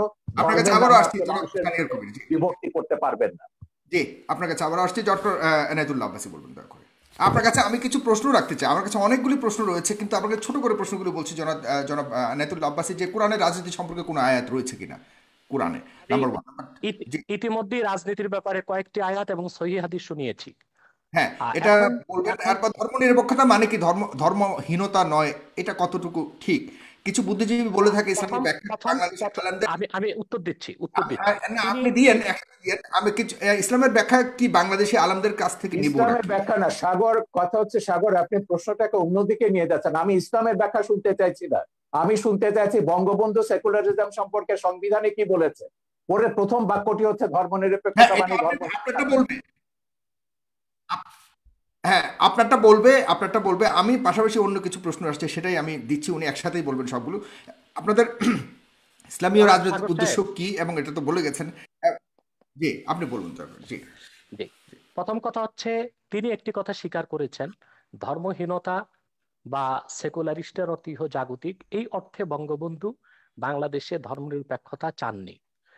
যেহেতু ধর্মনিরপেক্ষতার আবিষ্কার কখন থেকে, এই তত্ত্বটা পৃথিবীকে কে দিল, এখানে স্পষ্ট ইতিহাসের মধ্যে আছে, secularism was first used by the British writer George Holyoake in 1851। 1851 সালে ব্রিটিশ লেখক তিনি জর্জ হলিওক তিনি প্রথম ধর্মনিরপেক্ষতার তত্ত্ব আবিষ্কার করেছেন। এখন সেই তত্ত্ব অনুযায়ী যদি বঙ্গবন্ধু ধর্মনিরপেক্ষতা না ধর্মহীনতা হয় কিংবা ইহজাগতিক একটিও না হয়, তাহলে তো ধর্মনিরপেক্ষতার সংজ্ঞাটি বদলে দেওয়া উচিত। যেহেতু তিনি বদলে ধর্মনিরপেক্ষতার দিয়েছেন তো, যে তিনি না তো, সেকুলারিজম তাহলে সংবিধানও ধর্মনিরপেক্ষতা এই নামটি না থাকা উচিত, সেটার ভিন্ন না একটি না, নাম হওয়া উচিত। আমি শেষ ইহজাগতিকতা করি, বা একটু একটু ধর্মহীনতা নয়। একটু একটু একটু শেষ করি। যেহেতু বঙ্গবন্ধুর ধর্মনিরপেক্ষতার তত্ত্ব যারা আবিষ্কার করেছে তাদের সাথে মোটেও মিল নেই, অতএব সেই ধর্মনিরপেক্ষতা নামটি পরিবর্তন করে দিলে আমাদের দেশে সংঘাত কিংবা ইসলামী চিন্তাবিদদের সাথে জেনারেল শিক্ষিতদের দ্বন্দ্ব অনেকটাই কমে যায় এবং চিন্তার বিনিময় হয় ও বুঝার ক্ষেত্রে খুব সুবিধা হয়ে থাকে। দ্বিতীয় যে কথাটি শাহরিয়ার কবির সাহেব বলেছেন, যে বারবার তিনি পাকিস্তানের প্রসঙ্গ আর মওদুদির প্রসঙ্গ টেনে আনেন। পাকিস্তান আমাদের কোন আদর্শ নয়, বা আবুল আলা মওদুদিও চিন্তা চেতনা বা ইসলামের সংজ্ঞা নেবার ক্ষেত্রে কোনো ধরনের আমাদের মডেল নয়, আদর্শ নয়। কাদিয়ানি সম্প্রদায় নিঃসন্দেহে অমুসলিম এবং কাফের, এটা কোরআন হাদিস এবং ইজমাই উম্মতের সর্বস্বীকৃত সিদ্ধান্ত অনুযায়ী প্রতিষ্ঠিত, কারণ তারা খাতমে নবুয়তকে বিশ্বাস করে না। আল্লাহ এক, আল্লাহর একত্বে এবং কারো শরীক এরা নাই। হত্যার যোগ্য, তাই তো? শেষ করতে দেন, একটু এদেরকে শেষ হত্যা করছি করাটা আমি, বৈধ। একটু একটু একটু শেষ করছি আমি। দ্বিতীয়ত, হ্যাঁ হুজুর, আল্লাহ যদি এক। একটু সাপ্লিমেন্ট করে শেষ করি, তাহলে সুবিধা একটু হয়, শেষ আপনি করি, সাথে সাথে জবাব দিতে পারবেন। শেষ জি। করি। আমি শেষ করছি। আল্লাহ এক, আল্লাহর একত্বে কারো শরীক নেই। ঠিক সেভাবে মোহাম্মদ সাল্লাল্লাহু আলাইহি সাল্লামকে আল্লাহ তাআলা ১৫০০ বছর আগে প্রেরণ করে নবুয়ত ও রিসালাতের দরজা চিরতরে বন্ধ করে দিয়েছেন। ওনার পরে আজ পর্যন্ত কোনো প্রকারই নবী কিংবা রাসূল আসে নাই, কিয়ামত পর্যন্ত আসবে না। এটাকে বলা হয় আকীদায়ে খাতমে নবুয়ত। এই আকীদা খাতমে নবুয়তকে যে বিশ্বাস করবে না, নিঃসন্দেহে সে অমুসলিম এবং কাফের। সেজন্য কাদিয়ানী সম্প্রদায় অমুসলিম এবং কাফের, এটা ৫৭টি মুসলিম রাষ্ট্রের অধিকাংশ মুসলিম রাষ্ট্রেই সংসদীয়ভাবে বিল পাস করে ঘোষণা করা হয়েছে। দুঃখজনক আমাদের বাংলাদেশে এখনই হয়নি, কারণ বাংলাদেশে কাদিয়ানীদের পক্ষাবলম্বন করার জন্য প্রচুর বুদ্ধিজীবী নামের বুদ্ধি প্রতিবন্ধী আছে। এখন হত্যার কথা এসেছে, আমরা যদি পাকিস্তানের সেই সময়ের আন্দোলনটা দেখি, হযরত আল্লামা মাহমুদুল হাসান, মুফতি শফি সাহেব রহমতুল্লাহ সহ ইসলামী চিন্তাবিদগণ যখন আন্দোলন করেছেন, কাদিয়ানী বিরোধী আন্দোলনে ১০,০০০ মুসলমান শাহাদাত বরণ করেছে। আমি জানতে চাই, কাদিয়ানী কয়জনকে হত্যা করা হয়েছে পাকিস্তানে, তার কোনো হিসাব কি দিতে পারবেন শাহরিয়ার কবির সাহেব? অথচ কাদিয়ানীদেরকে অমুসলিম ঘোষণার দাবি আদায় করতে যে পাকিস্তানে ১০,০০০ মুসলমান শাহাদাত বরণ করেছে, কারণ চরম সেকুলারির ধর্মনিরপেক্ষ ভুট্টো মুসলমানদের বিপক্ষে অবস্থান নিয়েছিল। ১০,০০০ মুসলমানের রক্তের বিনিময়ে কাদিয়ানীদেরকে রাষ্ট্রীয়ভাবে পাকিস্তান সরকার অমুসলিম ঘোষণা করেছিল। তৃতীয় যে বিষয়, ইসলামের সংজ্ঞা কোন বুদ্ধিজীবী কি দিল সেটা পরের কথা। আল্লাহ তাআলা স্পষ্ট কোরআনে বলেছেন, আল্লাহ তাআলা স্পষ্ট করে দিয়েছেন কোরআনে, কে মুসলিম কে অমুসলিম, কে কাফের কে মুমিন। এখন মনে করুন আমাদের শাহরিয়ার কবির সাহেব নিজকে নিশ্চয়ই মুসলিম পরিচয় দিচ্ছেন, কিন্তু কোরআনের কোথাও উনি যে মুসলিম ওনার নামটি খুঁজে পাওয়া যাবে না। তাই বলে কি ওনাকে মুসলিম বলা যাবে না? আপনি সাগর, আপনার নাম কোরআন কারীমে কোথাও নেই যে সাগর একজন মুসলিম ব্যক্তি। আপনাকে কিভাবে আমি মুসলিম বলবো? কে মুসলিম কে অমুসলিম সেই সংজ্ঞা কোরআন দিয়েছে। সেই সংজ্ঞা অনুযায়ী যে যুগে যে লোক আসবে, মুসলিমের সংজ্ঞায় যে সংজ্ঞায়িত হবে তাকে আমরা মুসলিম বলবো, অমুসলিমের সংজ্ঞায় যে সংজ্ঞায়িত হবে তাকে আমরা অমুসলিম বলবো। যেহেতু কোরআন সুন্নাহ ও ইজমাই উম্মতের মতে কাদিয়ানী সম্প্রদায় অমুসলিম, সেজন্য আমরা তাদেরকে অমুসলিম এবং কাফের জানি, এবং এটা কোরআনের মত, হাদিসের মত, ইজমাই উম্মতের মত। ধর্মনিরপেক্ষতার বিষয়ে বাংলাদেশের যে বিষয়টা আসছে, আবারও আমি বলবো, যেহেতু বঙ্গবন্ধু তিনি ধার্মিক লোক ছিলেন এবং তিনি পাশ্চাত্যের ধর্মনিরপেক্ষতায় বিশ্বাসী ছিলেন না, ওনার ধর্মনিরপেক্ষতার সংজ্ঞা ভিন্ন ছিল, তাহলে সংবিধানে ধর্মনিরপেক্ষতা শব্দটি পরিবর্তন করে বঙ্গবন্ধুর মতাদর্শের জুৎসই একটি সংজ্ঞা দিয়ে দিলেই তো সুন্দর হয়ে যায়। চতুর্থ যে বিষয়টি শাহরিয়ার কবির সাহেব বলেছেন, মৌলবাদী। মৌলবাদ আর উগ্রবাদ এক জিনিস নয়। আমরা প্রতিটি মুসলিম নিজকে মৌলবাদী মনে করে থাকি। মৌলবাদ শব্দটার উৎপত্তি কোত্থেকে, ফান্ডামেন্টালিজম এটা কোত্থেকে এসেছে? ইউরোপে যখন রেনেসাঁ বিপ্লব হয়েছে সেখানে খ্রিস্টানরা দুই ভাগে বিভক্ত হয়েছিল, ক্যাথলিক, প্রোটেস্ট্যান্ট। প্রোটেস্ট্যান্টরা বিশ্বাস করতো আক্ষরিক অর্থে বাইবেল ঐশ্বরিক, আর ক্যাথলিকরা বিশ্বাস করতো আক্ষরিক অর্থে বাইবেল ঐশ্বরিক নয়। তখন ক্যাথলিকরা প্রোটেস্ট্যান্টদেরকে ফান্ডামেন্টালিস্ট বা মৌলবাদী আখ্যায়িত করেছিল। সেই হিসেবে যদি আমরা আক্ষরিক অর্থে কোরআনকে বিশ্বাস করার কারণে মৌলবাদী হয়ে থাকি, অবশ্যই আমরা মৌলবাদী, এবং সেই মৌলবাদকে আমরা লালন করি কোরআনকে আক্ষরিক অর্থে বিশ্বাস করার কারণে। আর যদি উগ্রবাদ সেই অর্থে মৌলবাদী বলা হয়, তাহলে আমরা বলবো আমরা মৌলবাদী নয়, আমরা পরামর্শহীনচু। আমরা খেলাফতে বিশ্বাসী, ইসলামের মূলে বিশ্বাসী, এবং ইসলামের রাজনৈতিক আদর্শে বিশ্বাসী। খেলাফতটা কিভাবে কায়েম হবে একটু ব্যাখ্যা করেন। হ্যাঁ, খেলাফত বিভিন্নভাবে কায়েম, যে কাজটি এখন বাংলাদেশে হচ্ছে, জনমত তৈরি করা হচ্ছে। যারা ইসলামী রাজনীতির পক্ষে তারা আলাপ আলোচনার মাধ্যমে, ওয়াজ নসিহতের মাধ্যমে মানুষকে এটি বুঝাতে সক্ষম হচ্ছে ইলেকশন করবেন না, কোরআন সুন্নাহর রাজনৈতিক, সেটাও বলছি, আপনারা কি ইলেকশন করবেন না? সেটা বলছি আমি। কোরআন সুন্নাহর রাজনৈতিক আদর্শ হচ্ছে শুধুমাত্র খেলাফত। প্রথম হচ্ছে থিওরিক্যাল, আমরা সেই থিওরিক্যাল বিশ্বাসটি মানুষের মধ্যে গড়ে তুলছি, একসময় মানুষ খেলাফতে বিশ্বাসী হবে। এখন যদি সেই খেলাফতকে প্রতিষ্ঠা করতে যে আমাদেরকে ইলেকশন করতে হয়, সেটা ইলেকশনকে খেলাফত সমর্থন করে না। কিন্তু শরীয়তের একটি অন্যতম উসুল হচ্ছে যে আয-যারুরাতু তুবিহুল মাহযুরাত। আরেকটি উসুল হচ্ছে আয-যারুরাতু তাতাকাদ্দারু বিকাদরি যারুরা। বিশেষ প্রয়োজনে, আপৎকালীন মুহূর্তে যা নিষিদ্ধ তা সাময়িক সময়ের জন্য করা যেতে পারে। অতএব ইলেকশনের মাধ্যমেও যদি রাষ্ট্র ক্ষমতায় যে ইসলামপন্থীগণ খেলাফতকে প্রতিষ্ঠিত করেন, তারপরে রাষ্ট্র ব্যবস্থার নীতি পরিবর্তন করার অথরিটি তারা পাবেন। তৃতীয় যে বিষয়টি আমি বলবো, যে আজকে সারা পৃথিবীতে গণতন্ত্র সমাজতন্ত্র ব্যর্থতার পরিচয় দিয়েছে। গণতন্ত্র সমাজতন্ত্র ধর্মনিরপেক্ষতা কাগজে কলমে আছে, বাস্তবতায় পৃথিবীর কোথাও নেই। বরং পৃথিবীর শক্তিশালী রাষ্ট্রগুলো এখন খেলাফত ব্যবস্থার দিকে ধাবিত হচ্ছে, অঘোষিতভাবে প্রচার না করে। যেমন মস্কোতে সোভিয়েত রাশিয়া ভেঙে যাবার পর এখন পুতিন ক্ষমতায় এসেছে, সে অনেকটা একনায়কতন্ত্রকে গ্রহণ করেছে। সেখানে গণতন্ত্রের দোহাই দিয়ে দীর্ঘমেয়াদী ক্ষমতায় সে আছে, অর্থাৎ একজন ব্যক্তিকে রাষ্ট্র পরিচালনায় তারা পছন্দ করে নিয়েছে, যেটা অনেকটা খেলাফতের কনসেপ্টের সাথে মিলে যায়। চায়নাতে প্রধানমন্ত্রীকে আজীবন ক্ষমতা তারা দিয়েছে, সেটাও খেলাফতের সাথে অনেকটা সাদৃশ্য অবলম্বন করে। মূলত খেলাফত ব্যবস্থার মাধ্যমে একটি কল্যাণময় রাষ্ট্র হতে পারে, এমন একটি রাষ্ট্র হতে পারে যেখানে ইসলামের সমান অধিকার সংরক্ষিত হতে পারে, পাশাপাশি অন্যান্য ধর্ম সমান অধিকার লাভ করতে পারে। খেলাফত 1300 বছর পৃথিবীকে নেতৃত্ব দিয়েছে। সেই খোলাফায়ে রাশিদিন, তাদের পরে খেলাফতে বনি উমাইয়া, খেলাফতে বনি আব্বাস, এবং অটোমান সাম্রাজ্য যেটাকে বলা হয় খেলাফতে উসমানিয়া, 1924 সাল পর্যন্ত বিশ্বকে নেতৃত্ব দিয়েছে। এমন কোন ইতিহাস পৃথিবীর কোথাও খুঁজে পাওয়া যাবে না তখন অন্য ধর্মের উপর নির্যাতন নিপীড়ন হয়েছে, অন্য ধর্মের মানুষের অধিকারকে ক্ষুণ্ণ করা হয়েছে। বাদশাহ আকবর যখন দ্বীন এলাহিকে প্রতিষ্ঠিত করেছিল ভারতে, পরবর্তীতে তার নাতি বাদশাহ আলমগীর যখন খেলাফতের অনেকটা কনসেপ্ট গ্রহণ করেছিল, ইসলামী শরিয়া ব্যবস্থাকে চালু করেছিল, বিধিবদ্ধ ইসলামের সংবিধান ফাতাওয়া হিন্দিয়া বা ফাতোয়া আলমগীরি সংকলন করেছিলেন, তখন ভারতে কোথাও কোন একটি হিন্দু মন্দিরের উপর আঘাত করা হয়নি, হিন্দুদের কোনো উপাসনালয়, কোনো ধর্মস্থানে আঘাত করা হয়নি। হিন্দুরা অত্যন্ত অবলীলায় এবং সুন্দরভাবে তাদের ধর্ম পালনের সুযোগ পেয়েছে।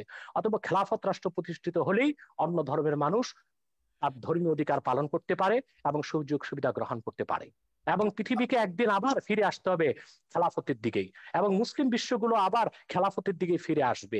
সেটাও একটি চিরন্তন সত্য কথা। আপনাকে অনেক ধন্যবাদ। প্রায় 20,000 মানুষ এই মুহূর্তে একসাথে আমাদের অনুষ্ঠানটি দেখছে। দর্শক, আপনারা অবশ্যই এই 20,000 মানুষ যারাই দেখছেন তারা অবশ্যই আমাদের পেজটিকে লাইক দেবেন, এবং আমাদের যে ইউটিউব চ্যানেলটি আছে সেখানে একটু পরে এটা আবারও প্রচারিত হবে, সেখানে আপনারা দেখতে পাবেন। যারা প্রথম থেকে দেখতে পারেননি তারা অবশ্যই আমাদের ইউটিউব চ্যানেলটিকে সাবস্ক্রাইব করবেন। জনাব শাহরিয়ার কবির আপনার কাছে আসছে, আপনার অনেক শুনেছেন জনাব ডক্টর এনায়েতুল্লাহ আব্বাসীর কথা। আপনার কাছে আমি আরেকটি প্রশ্ন করতে চাই যে আপনি ধর্মীয় আলোকে শিক্ষা ব্যবস্থার ঘোর বিরোধিতা করেছেন এবং কিছু কিছু বিষয়ে আপনি অনেক আপত্তি তুলেছেন বিভিন্ন সময়ে। সেটা আসলে যদি বাই চয়েস হয়ে থাকে যে আমি ধর্মীয় শিক্ষায় শিক্ষিত হতে চাই, সেখানে সমস্যাটা কেন, আপত্তিটা কেন? না, ধর্মীয় শিক্ষার তো আমি কখনো বিরোধিতা করিনি। আমি কখনো বলিনি মাদ্রাসা ব্যবস্থা তুলে দিতে হবে, যদি আমাদের সংবিধানে আছে একমুখী শিক্ষা হতে হবে। আমরা বলেছি বিশেষ করে কওমি মাদ্রাসা নিয়ে, যে কওমি মাদ্রাসায় যারা পড়ে, আমাদের দেশের গরিব মানুষের ছেলেরা এখানে পড়ে, এতিমরা পড়ে এখানে, কারণ এই একটা বৃহৎ সংখ্যক ছাত্র বা তরুণ গোষ্ঠীকে আমরা কেন ওই উগ্র মৌলবাদীদের জিম্মি করে রেখে দেব? এখানকার ক্যারিকুলামে কিন্তু আমাদের কোনো হাত নেই। এরা বাংলাদেশের মুক্তিযুদ্ধের ইতিহাস জানে না। তাদের যে জাতি যে হাজার বছরের বাঙালি জাতির যে একটা সমৃদ্ধ ইতিহাস রয়েছে, সম্প্রীতির ইতিহাস রয়েছে, মানবতার ইতিহাস রয়েছে, মানুষকে ভালোবাসার ঐতিহ্য রয়েছে, এগুলো কিন্তু কিছুই তারা জানে না। তাদের মাথার মধ্যে জেহাদ ঢোকানো হচ্ছে, খেলাফত ঢোকানো হচ্ছে, ভিন্ন মত, ভিন্ন ধর্ম, ভিন্ন জীবনধারা যারা বিশ্বাসী তাদেরকে হত্যা করতে হবে। হত্যার বিবরণগুলো দেখলেই তো আপনি বুঝবেন। হত্যার যে এই যে যখন আপনার এই যে 15 সালে 16 সালে যখন এই যে ধারাবাহিক ব্লগারদের হত্যা করা হলো, একটা ঘটনা আমি বলি।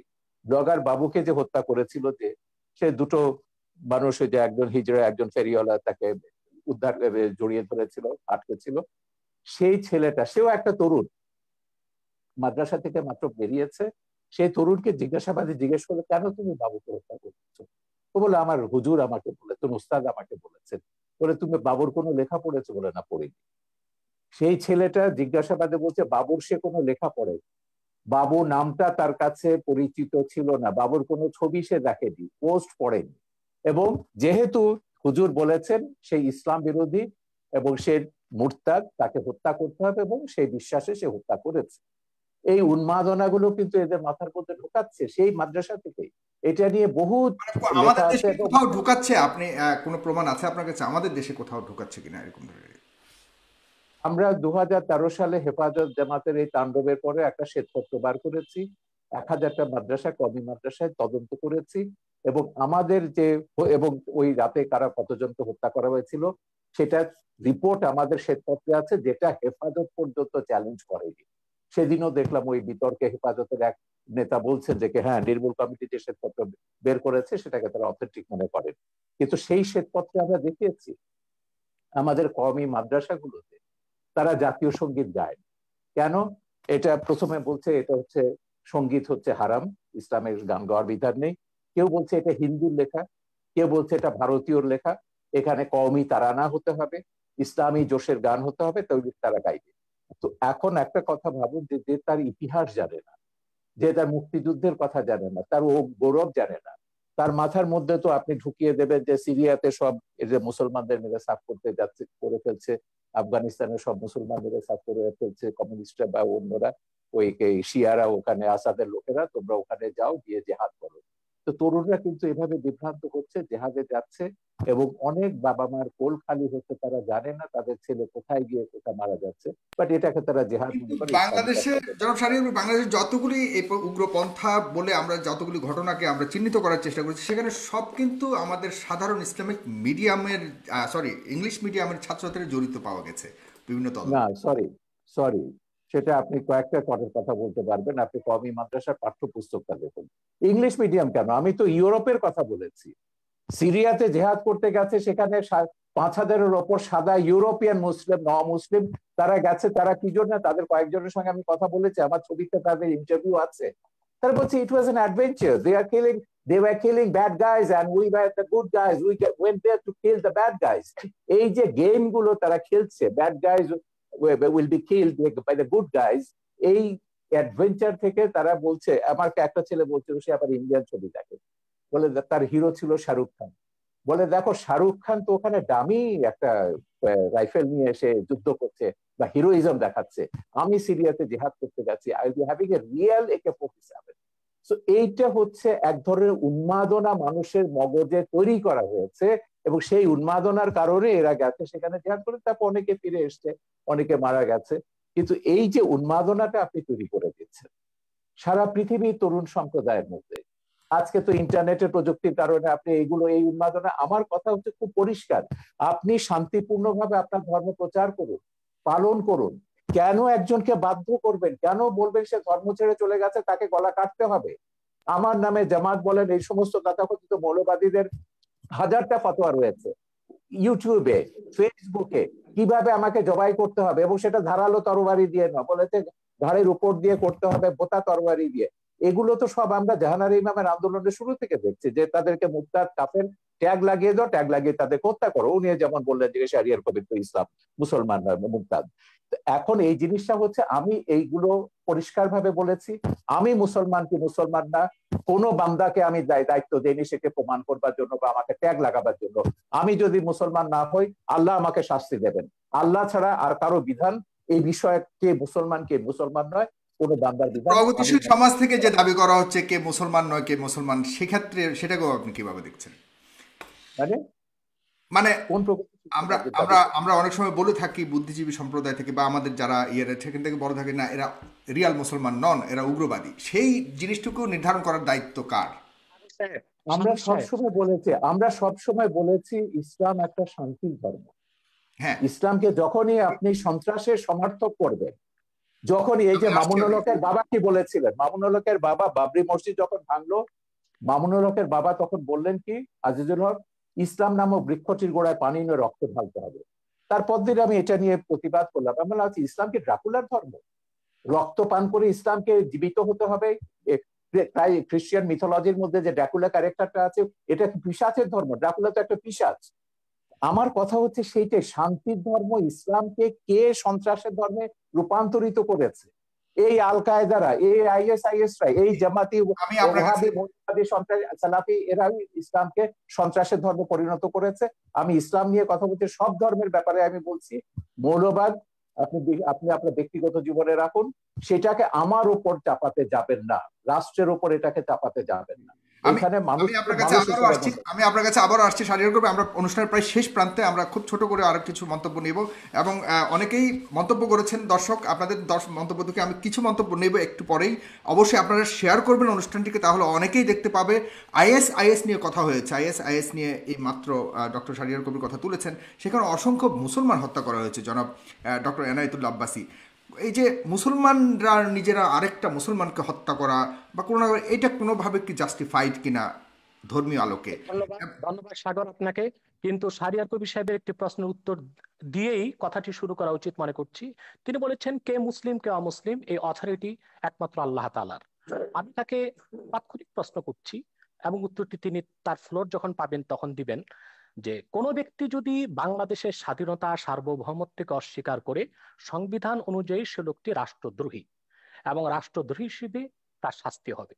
কিন্তু সংবিধানে সেই রাষ্ট্রদ্রোহীর নাম লেখা থাকার প্রয়োজন নেই। ঠিক সেভাবে কে কাফের কে মুমিন, কে মুসলিম কে অমুসলিম, তা আল্লাহ কর্তৃক প্রেরিত সংবিধান কোরআন কারীমের মধ্যে স্পষ্ট করে দেওয়া হয়েছে।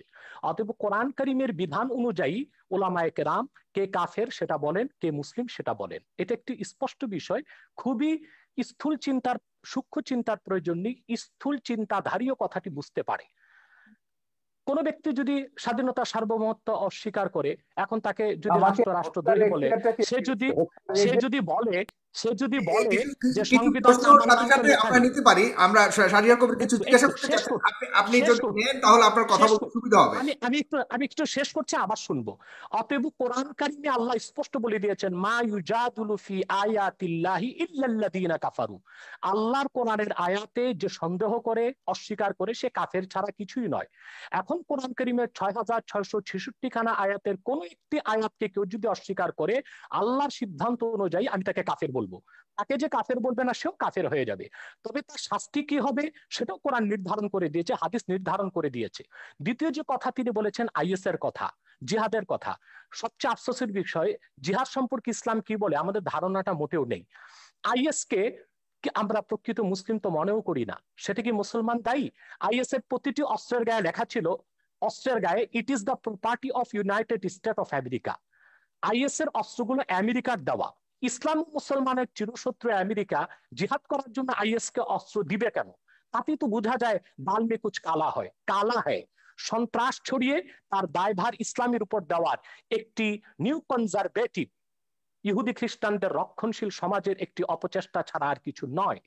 কিন্তু সবচেয়ে বড় কথা হচ্ছে, যারা অস্ত্র হাতে মধ্যপ্রাচ্যে জিহাদ করছে তাদেরকে আমরা সন্ত্রাসী বললাম, কিন্তু সেই সন্ত্রাস তৈরির পিছনে যারা ক্ষেত্র প্রস্তুত করলো তাদেরকে আমরা অপবাদ দিচ্ছি না কেন? আমেরিকা ইরাকে হামলা করেছে, অজুহাত ছিল সেখানে কেমিক্যাল উইপন আছে, রাসায়নিক অস্ত্র আছে। একটি স্বাধীন সার্বভৌম দেশকে তছনছ করে দিল, মাটির সাথে মিশিয়ে দিল। কিন্তু তদন্তে দেখা গেল 1 ফোঁটা কেমিক্যাল উইপন সেখানে পাওয়া যায়নি। এখন সেখানে ইরাকের মুসলমানরা যদি তাদের স্বাধীনতা সার্বভৌমত্বের জন্য, তাদের অধিকারকে রক্ষার জন্য অস্ত্র হাতে তুলে নেয়, সেই জিহাদ সন্ত্রাস হয়ে যাবে? এতটা অযৌক্তিক অবিচার কোনো মানুষ তো মেনে নিতে পারে না। ফিলিস্তিনে মুসলমান বসবাস করতে আজকে পারছে না, ইসরায়েলি সন্ত্রাসীদের কারণে বাইতুল মুকাদ্দাসে মুসলমান নামাজ পড়তে পারছে না। সেখানে মুসলমান যদি তার অধিকারকে সংরক্ষণ করার জন্য, অধিকারকে আদায় করার জন্য অস্ত্র হাতে তুলে নেয়, সেটা সন্ত্রাস হয়ে যাবে। সারা বিশ্বব্যাপী জাতিসংঘের তত্ত্বাবধানে সন্ত্রাসকে ছড়ানো হচ্ছে। বাংলাদেশের বিষয়ে বলা হচ্ছে কওমি মাদ্রাসার ছাত্ররা সন্ত্রাস করে, অথচ জেএমবি যখন বাংলাদেশে সিরিজ বোমা হামলা করেছে, কওমি মাদ্রাসাগুলো মাঠে ঘাটে আন্দোলন করেছে সন্ত্রাসের বিরুদ্ধে। হাটহাজারী থেকে আহমদ শফি সাহেব তখন মহাপরিচালক ছিলেন, তিনি স্পষ্ট করে ব্যাখ্যা দিয়েছিলেন নিরপরাধ মানুষকে বোমা মেরে হত্যা করা ইসলাম সমর্থন করে না। সে দায়টা কওমি মাদ্রাসা কেন দিবে? এদেশের মাদ্রাসাগুলো কেন দিবে? বরং পিছনে কারা জড়িত ছিল তারাই দায়ী হবে বলে আমরা বিশ্বাস করি। রমনা বটমূলে যখন বোমা হামলা করা হয়েছিল, তখন আমরা দেখেছি দায় দেওয়া হয়েছিল মাদ্রাসা ছাত্রদের, কিন্তু রমনা বটমূলে বোমা হামলার 1 ঘন্টা পরই আমরা দেখেছি বামপন্থী কিছু সংগঠন ব্যানার নিয়ে আলেম ওলামার বিরুদ্ধে মিছিল বের করেছে। তারা কি করে জানতো যে 1 ঘন্টা আগে রমনা বটমূলে বোমা হামলা হবে? নিশ্চয় ঘটনাটির সাথে তারা জড়িত ছিল। সন্ত্রাসী কর্মকাণ্ড করে দায় তারা আলেম ওলামা পীর মাশায়েখের উপর দেওয়ার চেষ্টা করেছে। আলেম ওলামা পীর মাশায়েখদের ইমেজকে, সম্মানকে ক্ষুণ্ণ করার জন্য, এবং বাংলাদেশে যেন ইসলামের রাজনৈতিক উত্থান না ঘটে সেটা ঠেকাবার জন্য। অতএব না জেনে তথ্য প্রমাণ আমি ছাড়া। যেটা হচ্ছে, আপনি আহমেদ শফির কথা বললেন, আপনি একটু মন্তব্য করুন। এই আহমেদ শফি 2013 সালের 15ই ফেব্রুয়ারি সমস্ত তথাকথিত ইসলামিক পত্রিকাগুলোতে, জামাতের এবং তাদের সহযোগীদের পত্রিকা, আধা পৃষ্ঠা একটা খোলা চিঠি লিখেছেন প্রধানমন্ত্রীকে। সেখানে আমার নাম, মুনতাসির মামুনের নাম, জাফর ইকবালের নাম, আমাদের সবার নাম উল্লেখ করে বলেছিলেন এইসব নাস্তিক, মুরতাদ, কাফের এরা। এবং তারপর যেটা ব্লগারদের বিরুদ্ধে তিনি তার ঘাতকদেরকে লেলিয়ে দিলেন, তারপর তো সিরিজ অফ ব্লগার হত্যা আমরা দেখলাম, এবং প্রত্যেকে তারা বলেছে, এবং যারা ওই যে ইয়েটা করেছে, এই হলি আর্টিজান ঘটিয়েছে, তারাও বলেছে তারা জাকির নায়কের ওয়াজ শুনে এবং আহমদ শফির ওয়াজ শুনে তারা এগুলো করেছে। ধর্ষণের ব্যাপারে তিনি যেটা বলেছেন, ধর্ষণটা বেড়েছে কেন? আহমদ শফির সেই ওয়াজ কি আমরা ভুলে গেছি? এখনো ইউটিউবে আপনি পাবেন যে গার্মেন্টস এর মেয়েদেরকে তিনি ঘর থেকে বেরোতে মানা করছেন, ঘর থেকে বেরোলে পুরুষের লালা ঝরবে, এবং যে পুরুষের লালা ঝরবে না সে পুরুষ নয়, তাদেরকে প্রকারান্তরে যে গার্মেন্টস এর মেয়েদেরকে জেনাকারিনী বলছে, যে এরা বাইরে যায় জেনা করবার জন্য। এবং আমার ওই ছবি তো ওখানে আছে, একজন এসে বলেছেন যে ইসলামী আইন অনুযায়ী তিনি প্রমাণ ছাড়া এমন কথা বলতে পারেন না, সেই অনুযায়ী তার 80টা দৌড়াপেক হবে। আমি সেইখানে যাচ্ছি না, আমার কথা হচ্ছে দিস ইজ বাংলাদেশ, এটা বাংলাদেশ। এখানে এখনো ইসলামী হুকুমত কায়েম হয়নি, এখনো কোরআনের আইন কায়েম হয়নি। বাংলাদেশ চলবে বঙ্গবন্ধু যে সংবিধান দিয়ে গেছেন সেই সংবিধান অনুযায়ী। যেদিন আপনারা খিলাফত কায়েম করবেন সেদিন আপনাদের কোরআনের আইন কায়েম করুন, আমাকে 100 বার আপনারা হত্যা করুন, তাতে কিছুই যায় আসে না। কিন্তু কথা হচ্ছে যতক্ষণ পর্যন্ত এটা বাংলাদেশ আছে, ততক্ষণ পর্যন্ত বাংলাদেশের সংবিধানের মূলনীতি আপনাকে বিশ্বাস করতে হবে, আমার বাঙালিত্বের চেতনাকে বিশ্বাস করতে হবে। ধর্ম আমি 100 বার বদলাতে পারি, কিন্তু আমি কখনো আমার এথনিক আইডেন্টিটি, বাঙালি সত্তা, আপনিও এখন বাংলায় কথা বলছেন, আপনি নিজেও একজন 1000 বছর ধরে আপনার পূর্বপুরুষরা বাঙালি ছিলেন, এবং ইসলাম গ্রহণ করবার আগে অন্য ধর্ম ছিল কিংবা কোনো ধর্ম ছিল না। ধর্ম আপনি বদলাতে পারেন, কিন্তু যেটা আপনি বদলাতে পারেন না সেটা হচ্ছে আপনার জাতিসত্তা, এথনিক আইডেন্টিটি। এথনিসিটি অনুযায়ী আমরা 5000 বছরের একটা প্রাচীন জাতি, এই প্রাচীন জাতির আমাদের একটা সভ্যতা আছে, ঐতিহ্য আছে, এবং সংবিধানে এগুলো রক্ষার কথা দায়িত্ব রাষ্ট্রকে দেওয়া হয়েছে। আমাদের ঐতিহ্য এগুলো আমাদের রক্ষা করতে হবে, তারপরে আমরা যে যা ধর্ম পালন করব। কেউ যদি ধর্ম পালন না করে তারও এই দেশে থাকবার সমান অধিকার মর্যাদা দিতে হবে, এবং আছে সংবিধান অনুযায়ী সেটা আছে। আমার কথা হচ্ছে সহিষ্ণুতা প্রদর্শন করুন, সৌভ্রাতৃত্ব প্রদর্শন করুন, ইসলামকে কলঙ্কিত করবেন না, রাজনীতি টেনে এনে সন্ত্রাসকে বৈধতা দিয়ে ইসলামকে আপনারা দয়া করে কলঙ্কিত করবেন না। পশ্চিমারা একটা অজুহাত পেয়ে গেছে, ইসলাম ব্যাশিং একটা শব্দ পশ্চিমে, এবং তাদেরকে গিয়ে বোঝাতে হয় যে না, আমাদের দেশে ইসলাম হচ্ছে এটা সুফিদের ইসলাম, এটা শান্তির ইসলাম, কিছু সংখ্যক বিপদগামী এগুলো আইএস আল কায়দার প্ররোচনায় তারা এগুলো করছে। কিন্তু এই কথাগুলো যখন আমরা ভিন্ন ধর্মকে যখন আক্রমণ করছি ওয়াজের নাম, ভিন্ন মতাবলম্বীদের যখন আক্রমণ করছি ওয়াজের নাম, এবং অশ্লীল কদর্য ভাষায় কথা বলা হচ্ছে, এবং তখন আপনি কি ধারণাটা দিচ্ছেন ইসলাম সম্পর্কে সেটা বলুন। এবং সেইটার যদি বদলা যদি ভারতের হিন্দু মৌলবাদীরা নেয় কিংবা বারবার বুদ্ধিস্ট মৌলবাদীরা নেয়, সেটার আপনি কি জবাব দেবেন? এই জন্য আমি বলি যে বিশ্বের 57টা দেশে মুসলমানরা মেজরিটি, মাইনরিটির রেসপেক্ট করুন, সমান অধিকার মর্যাদা দিন। তাদেরকে ওইভাবে ফতোয়া দিয়ে তাদেরকে হত্যা বা আঘাত করবার ক্ষেত্র তৈরি করবেন না, তাদেরকে প্ররোচিত করবেন না কাউকে যে না শাহরিয়ার কবিরকে হত্যা করলে তুমি বেহেশতে যাবে। এটাই তো তৈরি করা হচ্ছে উন্মাদনা। ব্লগার হত্যার পেছনে এটাই ছিল যে ওকে খুন করতে পারলে, বাবাকে খুন করতে পারলে তুমি বেহেশতে যাবে। জি, এইটাই আমি আপনার কাছে অনেকগুলি প্রশ্ন দর্শক সারি থেকে অনেকেই লিখেছেন। আমি সব প্রশ্ন করা সম্ভব নয়। প্রায় 9,000 শেয়ার করেছেন, এখান থেকে প্রায় হাজার হাজার মন্তব্য এসছে। কেউ কেউ লিখেছেন, যেমন এম.এ. বাসিত আশরাফ, তিনি লিখেছেন পৃথিবীতে, শাহরিয়ার কবির সাহেবের কাছে প্রশ্ন করেছেন, পৃথিবীতে প্রথম মানবাধিকার এবং নারীদের সম অধিকারের প্রতিষ্ঠাতা কে? উনি কি জানেন পশ্চিমা বিশ্বের দার্শনিকেরা পৃথিবীর শ্রেষ্ঠ মানব দরদী মানুষ হিসেবে কাকে স্বীকৃতি দেয়? ডেফিনেটলি তিনি কাকে মিন করেছেন আপনি জানেন। সেক্ষেত্রে আপনার বক্তব্য জানতে চেয়েছে এই একজন লেখক। এরপরে রয়েছেন কাফায়েতুল্লাহ সাহেব, আপনার মুক্তিযুদ্ধের অবদান সম্পর্কে জানতে চেয়েছে। এরপরে লিখেছেন, বাংলাদেশের স্বাধীনতা আন্দোলনে যারা যুদ্ধ করেছে তারা কি সবাই স্বাধীনতা বুঝতো? তারা কি জেনে শুনে সবাই মুক্তিযুদ্ধে অংশগ্রহণ করেছে? তাহলে নাস্তিকের বিরুদ্ধে আন্দোলন করতে হলে সবাইকে জানতে হবে কেন? এই ধরনের অনেকগুলি প্রশ্ন করেছেন। মাওলানা ওমর ফারুক লিখেছেন, পারভেজ জুয়েল লিখেছেন, এমডি মাসুম লিখেছেন, শাহিদ আহমেদ লিখেছেন, অনেকেই লিখছেন, লিখে যাচ্ছেন। আপনারা লিখতে থাকুন, আমি সম্ভব হলে কিছু নেব। তবে এই পর্যায়ে অনুষ্ঠানের শেষ প্রান্তে চলে এসেছি, 2 মিনিট করে শুধুমাত্র আপনারা দুজন আবারও শেষ বক্তব্য দেবেন। এগুলো কিন্তু জামাতিদের একটা পরিকল্পিত ব্লগ আছে। যখনই আমি কোনো কথা বলি টকশোতে 1000 2000 এগুলো ডিসলাইক আসবে এবং প্রশ্নগুলো করা হবে মুক্তিযুদ্ধ নিয়ে। এটা বলতে বলতে আমি ক্লান্ত হয়ে গেছি। আমার মুক্তিযুদ্ধের কি অবদান আছে, বাংলাদেশের স্বাধীনতা যুদ্ধের দলিলপত্রটা এটা আগাগোড়া পড়ুন। আমি বলে দেবো না কোন পৃষ্ঠা, আপনাকে পড়তে হবে। এই সুযোগে যদি মুক্তিযুদ্ধের ইতিহাসটা আপনাদের মাথায় ঢোকে, পড়ে দিন শাহরিয়ার কবির কি করেছে মুক্তিযুদ্ধের, সাংস্কৃতিক স্কোয়াডে কি অবদান ছিল, সেখানে পাবেন। দ্বিতীয় কথা হচ্ছে মানবাধিকার নিয়ে। এখন মানুষের অধিকার মর্যাদা প্রত্যেককে বিশ্বাস করতে হবে। এই পৃথিবীতে আমি শুরুতেই বলেছি যে আমরা 700 কোটি মানুষের মধ্যে 150 কোটি মুসলমান আছে, 150 কোটি হিন্দু আছে, 250 কোটি 200 কোটি খ্রিস্টান আছে, অন্য ধর্মাবলম্বী আছে, নাস্তিকও আছে। আমাদেরকে এই পৃথিবীটাকে বাসযোগ্য করতে হবে। এখানে বাঁচতে হবে সমান অধিকার মর্যাদাকে রেসপেক্ট করে। আমি শুধু এইটাই বলছি, আল্লাহ মানুষ সৃষ্টি করেছেন, আল্লাহ শুধু মুসলমান সৃষ্টি করেন। এইটুকু অন্তত শ্রদ্ধাবোধটা স্রষ্টার উপর। আপনার কোনো ডিরেক্ট কোনো প্রশ্ন রয়েছে কিনা একদম সম্পূর্ণভাবে, যেটা আপনি জানতে চান ডক্টর? না না, আমার কোনো প্রশ্ন নেই। আমি তো পরিষ্কার আছি, আমার অবস্থান সম্পর্কে আমি তো পরিষ্কার আছি। যারা বিভ্রান্ত তাদেরকে বলবো যে মানুষকে মানুষ হিসেবে মর্যাদা দিতে শিখুন। আল্লাহ বিচার করবেন কিয়ামতের পরে, কে দোজখে যাবে, কে বেহেশতে যাবে, কে কত পাপ করেছে, গুনাহ করেছে দুনিয়াতে। সেটাকে দুনিয়াতে আপনাকে এই যে জাগতিক শাস্তির যেটা হচ্ছে ব্লাসফেমির যে কনসেপ্ট, এটা ইসলামের কনসেপ্ট না। কোরআনে কোথাও ব্লাসফেমির জাগতিক শাস্তির বিধান নেই। আল্লাহ নিজে শাস্তি দেবেন তাদেরকে, ব্লাসফেমার্সকে। এখন সেইটাকে আপনি ইহুদি খ্রিস্টান আইনের দিকের থেকে এখানে ইমপ্লিমেন্ট করছেন, আল্লাহর অধিকার আপনি নিজের হাতে তুলে দিচ্ছেন। আমার কথা হচ্ছে বাংলাদেশে তো অন্য ধর্মের মানুষ আছে, 57টা দেশে মুসলমানরা মেজরিটি। এখন আমি যদি এখানে মেজরিটি রুল চাপাই, অন্যান্য দেশগুলোতে যখন তারা তাদের মেজরিটি রুল চাপাবে, সেই সব দেশের মুসলমানদের নির্যাতনের দায়িত্ব, ভারত বলুন, শ্রীলঙ্কা বলুন, কিংবা মায়ানমারের মুসলমানদের নির্যাতনের দায়িত্ব কিন্তু আমাদের মোল্লাদেরকে নিতে হবে। তারা যখন হিন্দুদের উপর, বৌদ্ধদের উপর নির্যাতন করবেন, রামুর মতো ঘটনা ঘটাবেন, নাসিরনগরের মতো ঘটনা ঘটাবেন, বা 2001 সালে নির্বাচনের সময়কার মতো ঘটনা ঘটাবেন। তো সেইটাই আমরা বলছি, আমাদের এখানে সব ধর্মের মানুষ সমান অধিকার মর্যাদা নিয়ে বাস করবে। সব ধর্মের মানুষ মুক্তিযুদ্ধে অংশ নিয়েছে। মুক্তিযুদ্ধে আমাদের কি স্লোগান ছিল, মুজিবনগর সরকারের পোস্টার দেখুন, বক্তৃতা দেখুন, নীতি নির্ধারকরা কি বলেছে, পরিষ্কার হয়ে গেছে। যুদ্ধের ভেতর দিয়ে আমাদেরকে আপনার কাছ থেকে জাস্ট 1 সেকেন্ড 5 সেকেন্ড ভাস্কর্য নিয়ে আপনার বক্তব্য শুনতে চাই, যেটা অতি সম্প্রতি অনেক আলোচিত হয়েছে।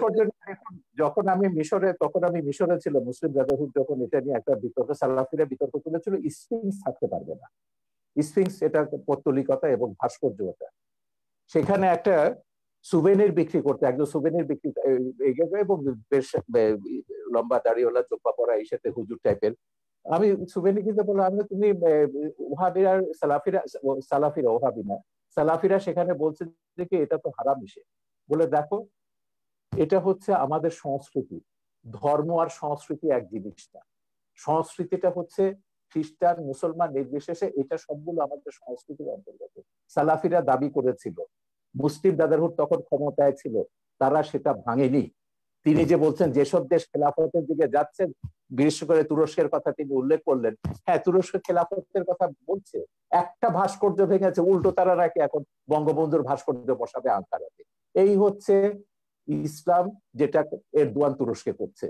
তুরস্কে আমি হযরত জালালউদ্দিন রুমির বিশাল ভাস্কর্য দেখেছি, অন্যান্য ইসলামিক সুফিদের ভাস্কর্য দেখেছি, ইরানে আমি সুফিদের ভাস্কর্য দেখেছি। তো ভাস্কর্যের সঙ্গে ইসলামের বিরোধ আছে, যেটা বলেন এটা সম্পূর্ণ রাজনৈতিক পক্ষপাতী। ভাস্কর্য সভ্যতার অংশ, ইতিহাসের অংশ, ইতিহাসের মহানায়ক সেটা ইসলামিক স্কলার আছেন, অন্যান্য আছেন, স্কলাররা আছেন। মিশরে যান, ইসলামিক স্কলার কেন, বুদ্ধিজীবীদের দেখবেন, সঙ্গীতকারদের দেখবেন। উম্মে কুলসুম বিশাল আরব বিশ্বের সবচেয়ে পপুলার গায়িকা, তার ভাস্কর্য ভাগাভাগি চলছে, এটা কি আপনি মনে করেন যে রাজনৈতিক কোনো ঘৃণিত? এটা পুরো রাজনীতি, এর সঙ্গে ইসলামের কোনো সম্পর্ক নেই, একদম রাজনীতি। মোল্লা ওমর যেটা আফগানিস্তানে করেছে সেই কাজটাই তারা এখানে রিপিট করছে। মোল্লা ওমর এখানে তারা বলতে কারা করছে বর্তমানে বাংলাদেশে যে আপনি ভাস্কর্য ভাঙার পেছনে কাদেরকে দায়ী? তারা তো ঘোষণা দিয়ে করছে, খেলাফত, হেফাজত, যারা ইসলামী শাসনতান্ত্রিক আন্দোলন বা তাদেরকে যারা সাপোর্ট করে, যাদের পেছনে জামাত বিএনপি রয়েছে, যাদের পেছনে আওয়ামী লীগের নেতাদেরকে গ্রেফতার করা হয়েছে। আরে ওটা বাঘা যতীনেরটা তো কাগজে বেরিয়েছে, এটা স্কুল কমিটি নিয়ে তাদের মধ্যে দ্বন্দ্ব, এটার সঙ্গে ভাস্কর্য ভাঙার কোনো সম্পর্ক। ভাস্কর্য নিয়ে 2013 সাল থেকে বঙ্গবন্ধু এখানে উপলক্ষ, বঙ্গবন্ধুর গায়ে হাত দিয়েছে বলে আওয়ামী লীগের টনক নড়েছে। কেন হেফাজতে 13 দফায় ভাস্কর্য ভাঙার কথা নেই? জামাত ইসলামী আগে ভাস্কর্য ভাঙার কথা বলেনি। হেফাজতে 13 দফায় যা আছে, কাদিয়ানীদের কাফের ঘোষণা থেকে শুরু করে ব্লাসফেমি এন্ড পানিশমেন্ট করা, সবগুলোই হচ্ছে জামাতের দফা। এখন এগুলোকে তিনি যতই পার্থক্য করুন না কেন, জামাতের সঙ্গে আমাদের পার্থক্য আছে, তিনি কিন্তু কাদিয়ানীদের কাফের ব্যাপারে জামাতের সঙ্গে একমত, ব্লাসফেমি আইন চালুর ব্যাপারে তিনি জামাতের সঙ্গে একমত, ভাস্কর্য ভাঙার ব্যাপারও আশা করি তিনি নিশ্চয়ই একমত হবেন ওদের সঙ্গে। তো এইটাই হচ্ছে মিলের জায়গাটা। আমি বলছি যে রাজনীতিতে যখনই আনবেন ইসলামকে বা কোনো ধর্মকে, তখনই ওই বার্মার মতন ঘটনা ঘটবে, ভারতের মতন ঘটনা ঘটবে, বাংলাদেশের মতন ঘটনা ঘটবে, পাকিস্তানের মতন ঘটনা ঘটবে। এতে করে কি বিশ্বে শান্তি আসবে বা কোনো দেশে আমরা কি শান্তিতে বাস করতে পারবো? আমার কথা হচ্ছে আমরা সবাই শান্তিতে বাস করতে চাই। এই প্রশ্নটা আমাদের সবারও জনাব ডক্টর এনায়েতুল্লাহ আব্বাসী, আপনি শেষ কথা বলবেন আজকের অনুষ্ঠানের, এবং আপনার কাছে প্রশ্ন অনেকেই করেছে, কিন্তু আমি অনেকের প্রশ্ন নিতে পারছি না, শেষ প্রান্তে চলে এসেছি। মাননীয় আইজিপি মহোদয় বলেছেন যে বাংলাদেশ মৌলবাদী দেশ নয়। আপনারা কার ইশারায় কোন এজেন্ডা বাস্তবায়নের জন্য দেশটাকে মৌলবাদী চরিত্রের তকমা আটানোর চেষ্টা করছেন? আমরা তো আরব সহ বিভিন্ন রাষ্ট্র দেখি না জঙ্গি মিছিল করতে, জঙ্গি মিছিলের কথা বলেছে, কিন্তু আপনারা আমাদের কথায় কথায় আমাদের দেশে জঙ্গি মিছিল করেন। তাহলে দেশটিকে জঙ্গিবাদের দিকে ঠেলে দিচ্ছেন কিনা, কারো উদ্দেশ্য হাসিল করতে চাচ্ছেন কিনা? এবং ফ্রান্সের কথা বলেছেন তিনি, পাশাপাশি তিনি বলেছেন যে এদেশে ইসলাম প্রচার করেছিলেন সুফি সাধকরা, তারা কিন্তু কখনোই তরবারি প্রয়োগের মাধ্যমে ইসলাম প্রচার করেনি। আপনারা কেন এখন এমন উস্ফলন দেখাচ্ছেন? এটা কেন, বা এ ব্যাপারে উনি প্রশ্ন করেছেন আপনাদের আলেম সমাজের। ধন্যবাদ সাগর। প্রথমে শাহরিয়ার কবির সাহেবকে বলবো যে তিনি জামাত ফোবিয়াতে ভুগতেছেন, সব জায়গায় জামাতের গন্ধ পান তিনি, এটা ঠিক নয়। আমি আবারও বলছি, এদেশের মূলধারার আলেম ওলামার সাথে জামাতের কোনো সম্পর্ক নেই, যদিও বা একটি বিরাট জনগোষ্ঠী জামাতের অনুসরণ করছে। কাদিয়ানীরা নিঃসন্দেহে অমুসলিম এবং কাফের, এটা পৃথিবীর সকল মুসলমানের মত, কোরআনের মত, সুন্নাহর মত, ইজমায় উম্মতের মত। তারা কাফের এবং অমুসলিম, তাদেরকে যারা কাফের বলবে না তারাও কাফের। কাদিয়ানী মাসালা মওদুদী ভুল, আপনি জানেন না এটা। কাদিয়ানী মাসালা কি মওদুদী লেখেননি? কাদিয়ানী মাসালা মওদুদী, আমি বলছি, প্রথম কাদিয়ানীদের বিরুদ্ধে আন্দোলনের ডাক দিয়েছেন আল্লামা ইউসুফ বিন নুরি রাহমাতুল্লাহ, করাচি ইউসুফ বিন নূর মাদ্রাসার যিনি মুহতামিম ছিলেন। আন্দোলনে পুরোধা নেতৃত্ব দিয়েছেন আমার ওস্তাদ মুহতারাম আল্লামা তাকি উসমানী এবং মুফতি শফি রাহমাতুল্লাহ। সাথে আন্দোলনে যোগ দিয়েছিল আবুল আলা মওদুদী এবং তার লোকজন। বরং পাকিস্তানের সকল ঘরানার মুসলিমরাই কাদিয়ানী বিরোধী আন্দোলনে অংশগ্রহণ করেছিল। দ্বিতীয় যে ওই মামলায় কিন্তু মওদুদীর মৃত্যুদণ্ড হয়েছিল, আর কারণ না, মওদুদীর মৃত্যুদণ্ড হয়েছিল ওই মামলাতে, যেটা সৌদি বাদশার অনুরোধে তাহার করা। সেটা মৃত্যুদণ্ড কার হলো সেটা হয়তোবা পাকিস্তান সরকারের রাজনৈতিক কোনো প্রতিহিংসা ছিল মওদুদির উপর, সেজন্য মওদুদিকে মামলা দেবার চেষ্টা করেছে। আর যেহেতু অন্যান্য নেতৃবৃন্দ রাজনীতিতে জড়িত ছিলেন না, তাদেরকে মামলা দেবার সুযোগ হয়নি, এটা একটি কারণ হতে পারে। দ্বিতীয় যে বিষয়টি বললেন, ব্লগারদের বিষয়। ব্লগারদেরকে কারা হত্যা করেছে তাদেরকে আপনারা দায়ী করলেন, কিন্তু ব্লগারদেরকে বাক স্বাধীনতার দোহাই দিয়ে, মুক্ত চিন্তা লালন করার দোহাই দিয়ে ইসলাম এবং ইসলামের মূলনীতির বিরুদ্ধে অকথ্য ভাষায় গালিগালাজ বিষোদগার তারা যে করলো, তখন রাষ্ট্রীয়ভাবে তাদেরকে কেন বাধা দেওয়া হয়নি? যদি তাদেরকে রাষ্ট্রীয়ভাবে বাধা দেওয়া হতো, ধর্মনিরপেক্ষতার যদি একটি সংজ্ঞা এটাও হয় সকল ধর্মের অধিকার রক্ষা করা, তাহলে আপনি ইসলামের অধিকার রক্ষা করবেন না? এটা কেমন ধর্মনিরপেক্ষতা আপনার? আপনার তো উচিত ছিল 57 ধারায় সব ব্লগারদেরকে গ্রেফতার করা হয়েছে। আপনার ব্লগারদেরকে হত্যার আগে কাউকে গ্রেফতার করা হয় নাই। যখন সরকার দেখেছে একটি ব্লগার বাংলাদেশে আর বেঁচে থাকবে না, তখন ব্লগারদের নিরাপত্তার জন্য তাদেরকে গ্রেফতার করা হয়েছে। কিন্তু যদি ব্লাসফেমি আইন বাংলাদেশে থাকতোই, তাহলে তো ব্লগারদের এই সুযোগ হতো না, তাহলে কারো তো হাতে অস্ত্র নেবার প্রয়োজন হতো না। তৃতীয় যে বিষয়টি আপনি বলেছেন, সুফিবাদের মাধ্যমে ইসলাম এসেছে, এবং আইজিপির যে প্রশ্ন এসেছে, আইজিপি মহোদয় এর কথা থেকে তো স্পষ্ট বোঝা যাচ্ছে তিনি ইসলামের প্রতি অত্যন্ত শ্রদ্ধাশীল, হয়তো বা মিস আন্ডারস্ট্যান্ডিং আছে তার। সেটা হচ্ছে, তরবারির জোরে ইসলাম আসে নাই, কিন্তু ইসলাম প্রতিষ্ঠায় তরবারি ব্যবহার হয়েছে। তরবারির জোরে ইসলাম প্রতিষ্ঠিত হওয়া এক জিনিস, আর ইসলাম প্রতিষ্ঠায় তরবারি ব্যবহার আরেক জিনিস। ইসলাম যে জিহাদ দিয়েছে তা অনেকটাই ডিফেন্সিভ, অফেন্সিভ নয়।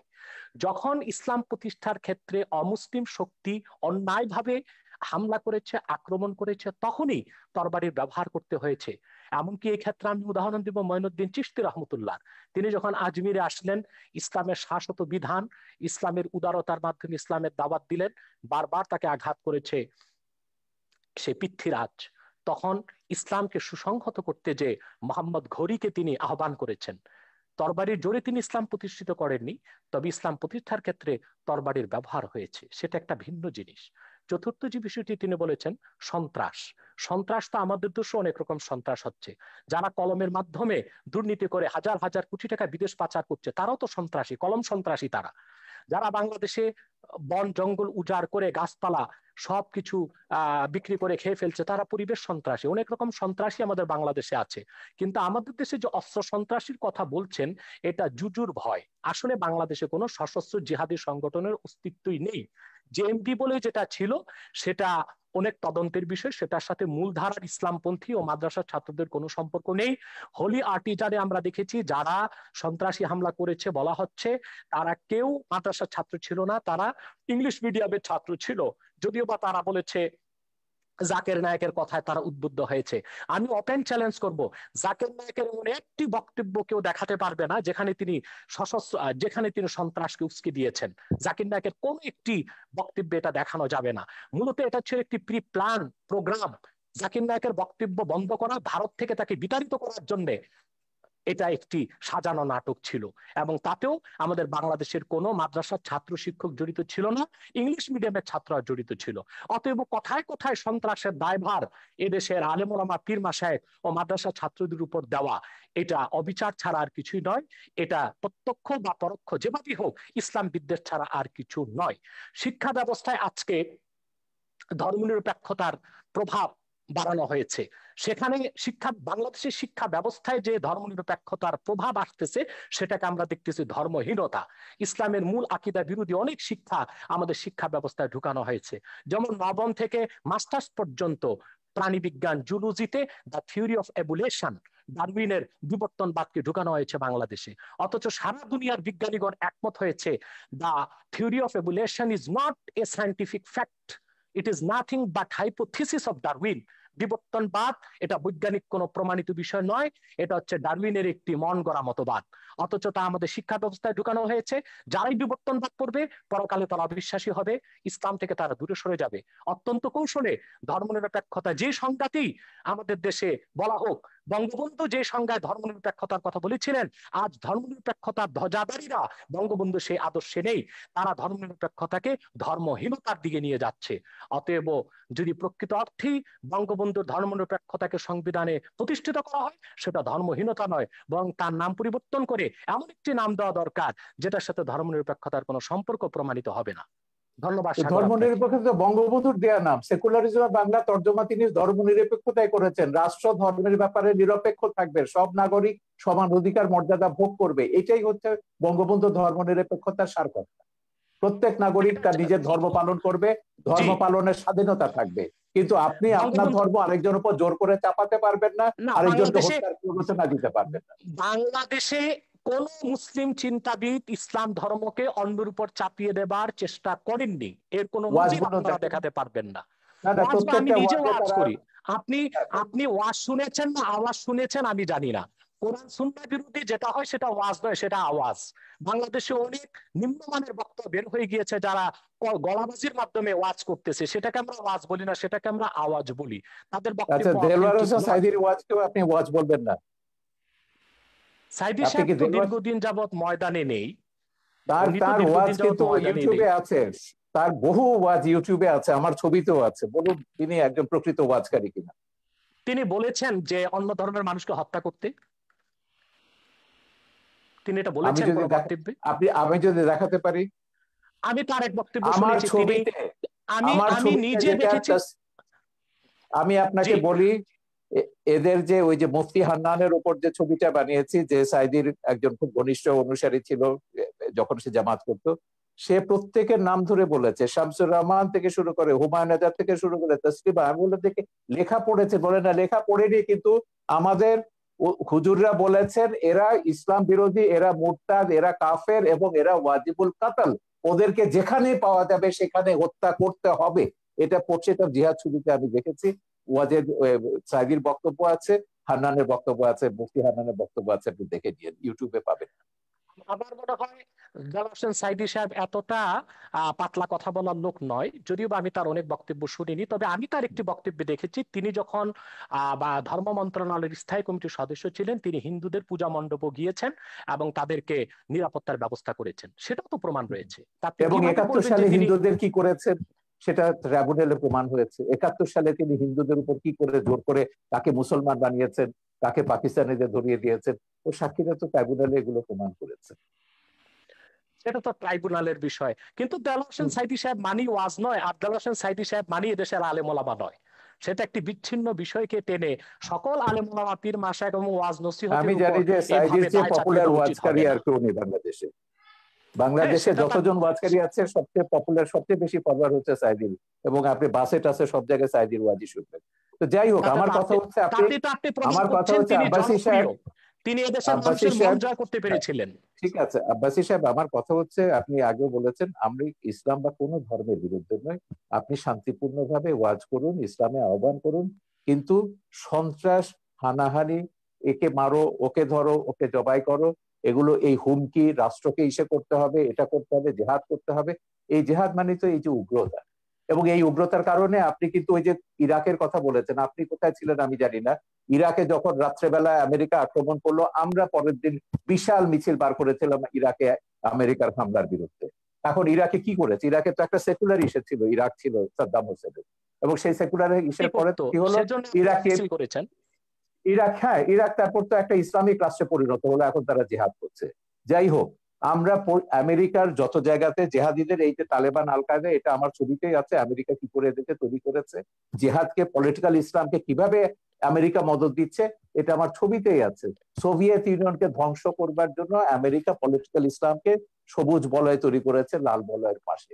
এইটা আজকে সর্বজন বিদিত সত্য। আমেরিকা এখন তৈরি করে, এখন তারা নিজেরা ফ্র্যাঙ্কেনস্টাইনের ভয় দেখছে, 9/11-এর মতো ঘটনা করছে। তো আমেরিকাদের বলেছে, জামাত ইসলামীকে তো এখনো তারা মডারেট ইসলামিক পার্টি মনে করে, এখনো জামাত প্রেম তাদের কাটেনি। পরশুদিন আমেরিকার স্টেট ডিপার্টমেন্টের সঙ্গে আমাদের একটা দীর্ঘ ওয়েবিনার হয়েছে। আমেরিকা বলুন, আমেরিকার শয়তানিও আমরা জানি, ধর্ম নিয়ে যারাই রাজনীতি করেছে তারাই সংখ্যালঘুদের উপর, মানুষের সমান অধিকার মর্যাদার উপর আঘাত করেছে। এগুলো আমাদের ভুলে যেতে হবে। আমাদের কথা হচ্ছে সমাজে সংখ্যা গরিষ্ঠ থাকবে, সংখ্যালঘিষ্ঠ থাকবে, আস্তিক থাকবে, নাস্তিক থাকবে। আমাদের কি করে আমরা শান্তিতে বাস করব, দেশটাকে এগিয়ে নিয়ে যাব।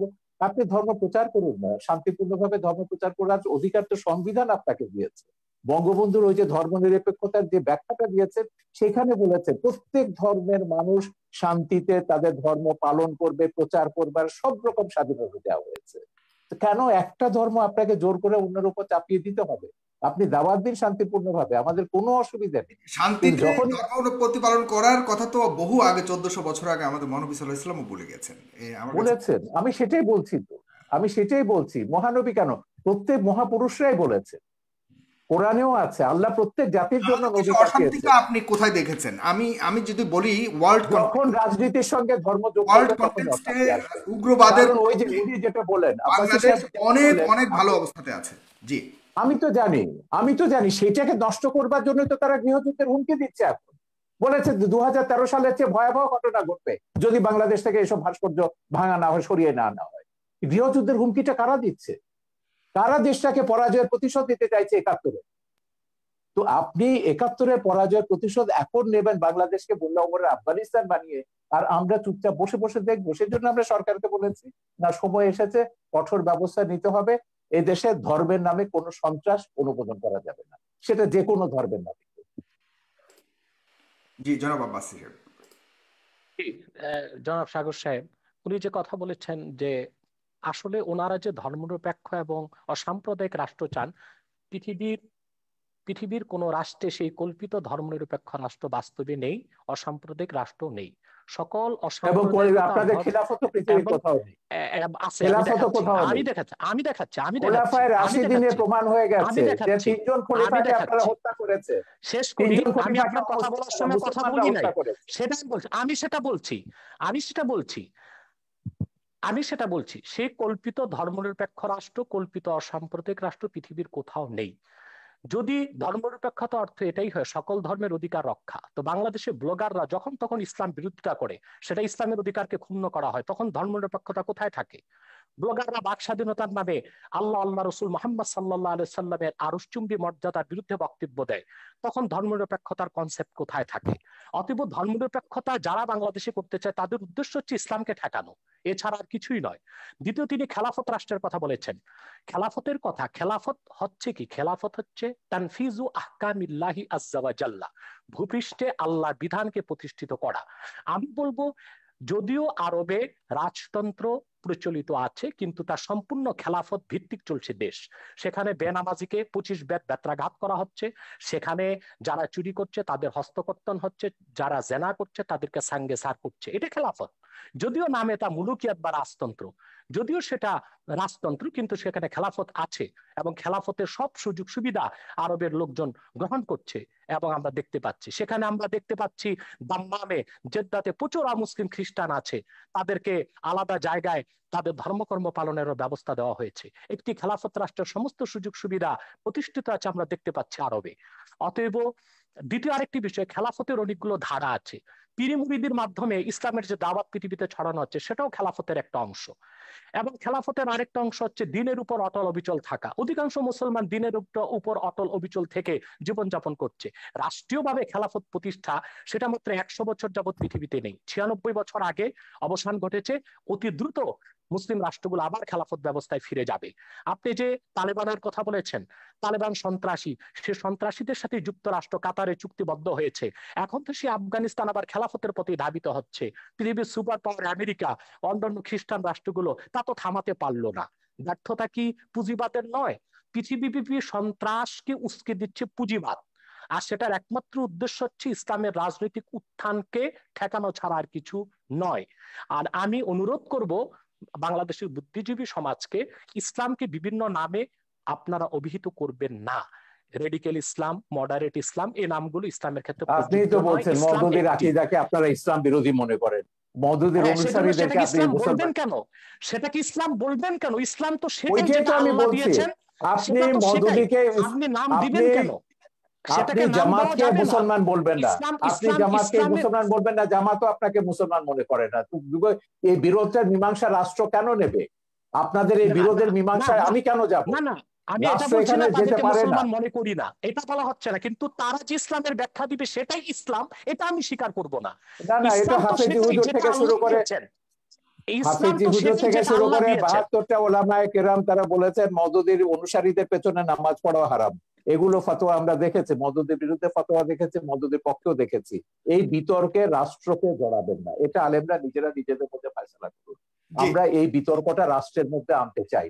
আমরা অনুষ্ঠানের প্রায় শেষ প্রান্তে চলে এসেছি, শুধুমাত্র শেষ করতে হবে, আমার যেতে হবে সাগর ভাই, এক সেকেন্ডে 1 শুধু ঘন্টা প্রোগ্রাম আপনার। মন্তব্য করবেন জনাব এনায়েতুল্লাহ আব্বাসী, যে ভাস্কর্য বিতর্কে অনেকটাই আপনারা পিছিয়েছেন। অনেকে মনে করছেন আপনাদের হয়তো কিছুটা প্রাপ্তি যোগ হয়েছে। সেক্ষেত্রে এই পিছিয়ে আসাটাকে ধর্ম অনুভূতির মলাটে শুধুই প্রাপ্তি আর স্বার্থের রাজনীতি কিনা? চমৎকার প্রশ্ন করেছেন। আপনার উত্তরটি আমি দিচ্ছি। প্রথমে বলছি যে আমরা আহ, ইসলামের ব্যাখ্যা কোনো ব্যক্তি থেকে নিব না। আমরা ইসলামের ব্যাখ্যা নিব কোরআন থেকে, হাদিস থেকে এবং আইম্মায়ে মুজতাহিদিন থেকে, সালফে সালিহিন থেকে। অন্য কোনো ব্যক্তি বা অন্য কোনো ব্যক্তির কোনো ব্যাখ্যা আমরা যদি কোরআন সুন্নাহ মোতাবেক হয় সেটা গ্রহণ করব, নতুবা সেটা পরিত্যাজ্য। যে কথাটি বলছেন আপনি ভাস্কর্যের ব্যাপারে, যে ভাস্কর্যের ব্যাপারে আমার আন্দোলনটা ছিল অরাজনৈতিক বিরুদ্ধে, আর অনেকে করেছেন রাজনৈতিক ভাবে। পথে ঘাটে যারা করেছেন আন্দোলন বলতে কাকে করেছেন, বোঝাচ্ছেন? যে যারা হেফাজতের নেতৃবৃন্দ বা অন্য যারা করেছেন, তারা যেহেতু রাজনৈতিক দল তাদের, সেজন্য তারা রাজনৈতিক ভাবে করেছেন। আর অরাজনৈতিক ভাবে আমরা আমাদের অবস্থান থেকে ভাস্কর্যের ব্যাপারে ইসলামের সুস্পষ্ট ব্যাখ্যা তুলে ধরেছি, যে ভাস্কর্য মিশরে আছে, তুরস্কে আছে, এগুলো কোনো দলিল নয়। কোরআন সুন্নাহ মোতাবেক ভাস্কর্য ইসলামে নিষিদ্ধ। অতএব রাষ্ট্রীয় পৃষ্ঠপোষকতায় তা যদি হয়, তাহলে বৃহত্তম মুসলমানদের অনুভূতিতে আঘাত লাগবে। বাকি যারা রাজনৈতিক ভাবে একটু নমনীয়তা অবলম্বন একই করছেন, একই কথা আমি বলেছেন বাবুনগরী, এরা মামুনুল হকরা কিন্তু একই কথা বলেছেন আপনি যেটা বলছেন। আমি একটু আমার শেষ সঙ্গে করি। টকশোতে আমি মামুনুল হক একই কথা বলছেন। আমি একটু শেষ করি। দ্বিতীয়, তারা যারা এখন নমনীয়তার পথ অবলম্বন করেছে, আমি তো তাদেরকে ধন্যবাদ দিব। তারা পরমসহিষ্ণুতাকে প্রকাশ করেছে। অর্থাৎ তারা আসলে ভাঙচুরে বিশ্বাসী নয়, তারা সন্ত্রাস সহিংসতায় বিশ্বাসী নয়। তারা রাজনৈতিক ভাষা, আন্দোলনের ভাষায় সরকারকে মেসেজ দিয়েছে যে দেশের অধিক সংখ্যক মুসলমান ভাস্কর্যকে চায় না, অতএব ভাস্কর্য না করা হোক, এটা মুসলমানদের অনুভূতির প্রতি শ্রদ্ধা দেখানো হোক। আর দ্বিতীয়ত, ভাস্কর্যের বিপক্ষে যারা আন্দোলন করেছে, কথা বলেছে, কেউ পারচেজ করেছে কি না, রাজনৈতিক স্বার্থে করেছে কি না, সেটা তাদের ব্যক্তিগত বিষয়। সেটার সাথে বৃহত্তর মুসলিম সমাজ ও অরাজনৈতিক আলেম ওলামাদের কোনো সম্পর্ক নেই। অরাজনৈতিক আলেম ওলামা ও বৃহৎ স্বার্থে যে এদেশের বৃহৎ মুসলিম সমাজ যে বিরোধিতা করছে, তা একান্তই ইসলামের অনুভূতি থেকে। দ্বিতীয়ত, যারা নমনীয়তা এখন অবলম্বন করছে, আমি তো শুনতে পেরেছি যে স্বরাষ্ট্রমন্ত্রী মহোদয়ের সাথে তারা সাক্ষাৎ করেছেন এবং স্বরাষ্ট্রমন্ত্রী মহোদয় তাদেরকে আশ্বাস দিয়েছেন যে অনতিবিলম্বেই সরকার আলেম ওলামার সাথে বসবেন এবং সুন্দর একটি সুরাহা বের করার চেষ্টা করবেন। যদি রাষ্ট্রের পক্ষ থেকে এই ধরনের আশ্বাস দেওয়া হয়, সেখানে তো আর আন্দোলন করে মাঠ গরম করার কোনো প্রয়োজন নেই। অতএব ওলামায়ে কেরাম যারা এখন শীতলতা অবলম্বন করেছেন, আমি মনে করি তারা প্রজ্ঞার পরিচয় দিয়েছেন। জি, অনেক ধন্যবাদ জনাব শাহরিয়ার কবির। আপনি অনেক ব্যস্ততার মধ্যেও আমাকে সময় দিয়েছেন, ফেস দ্য পিপলকে সময় দিয়েছেন। আপনাকে আবারও নেক্সট টাইম অন্য একটা অনুষ্ঠানে আপনাকে আশা করছি। এই বিতর্কের অবসান আমরা সবাই চাই, আপনি যেমনটা চান আমরাও চাই। এই দেশ শান্তির দেশ, এই দেশের 30 লক্ষ শহীদের রক্তের বিনিময়ে অর্জিত এই দেশে আমরা কোনোভাবে কোনো বিভেদ, কোনো আমাদের মতামতের মধ্যে, আমাদের জীবন ধারা পরিচালনার মধ্যে, জীবন ব্যবস্থার মধ্যে কোনো ধরনের বিভক্তি থাকুক, এটা আমরা কখনোই চাই না। আমরা সবাই সমানভাবেই চলতে চাই। তবে কিছু কিছু কনফ্লিক্ট যেগুলি আমাদের মনের মধ্যে আছে, সেগুলি এই ধরনের আলোচনার মাধ্যমে অনেকটাই পরিষ্কার হয়ে যাবে আমি মনে করি। এবং আশা করি আমরা সামনের বঙ্গবন্ধুর, জিয়াউর রহমানের এবং অন্যান্য যারা বড় বড় ব্যক্তিত্বরা যে এই দেশকে স্বাধীন করার জন্য জীবনকে উৎসর্গ করেছেন, তাদের যে চাওয়া ছিল সেটা পরিপূর্ণভাবে সফলতা অর্জন করবে আমি বিশ্বাস করি। তো সুতরাং এই অনুষ্ঠানটিকে আপনারা অবশ্যই নিজেদের টাইমলাইনে শেয়ার করে এবং আমাদের ইউটিউব চ্যানেলটিকে অবশ্যই সাবস্ক্রাইব করে আমাদের অন্য অনুষ্ঠানগুলি দেখার আহ্বান জানিয়ে আজকের এই অনুষ্ঠানটি এখানে শেষ করছি। জনাব ডক্টর এনায়েতুল্লাহ আব্বাসী, আপনাকে অনেক ধন্যবাদ। আপনি অসুস্থ আমি জানি আজকে, তবু আপনি এসছেন, এটা একটা বিশাল প্রাপ্তি আমার জন্য, আমার অনুষ্ঠানের দর্শকদের জন্য অনেক বড় প্রাপ্তি। আপনি অসুস্থতা নিয়েও জনাব শাহরিয়ার কবিরের সাথে বসবেন বলে আপনি এসছেন। এতে হাজারো লাখো লাখো আজকের মানুষ যারা দেখেছে, তারা অনেক আপনার প্রতি অনেক কৃতজ্ঞতা আমার পক্ষ থেকে, তাদের পক্ষ থেকে আমি জানাচ্ছি আপনার প্রতি কৃতজ্ঞতা। ধন্যবাদ, ভালো থাকবেন। জনাব শাহরিয়ার কবির ভালো থাকবেন, সুস্থ থাকবেন। ডক্টর এনায়েতুল্লাহ আব্বাসী সুস্থ থাকবেন। খুদা হাফেজ। ধন্যবাদ।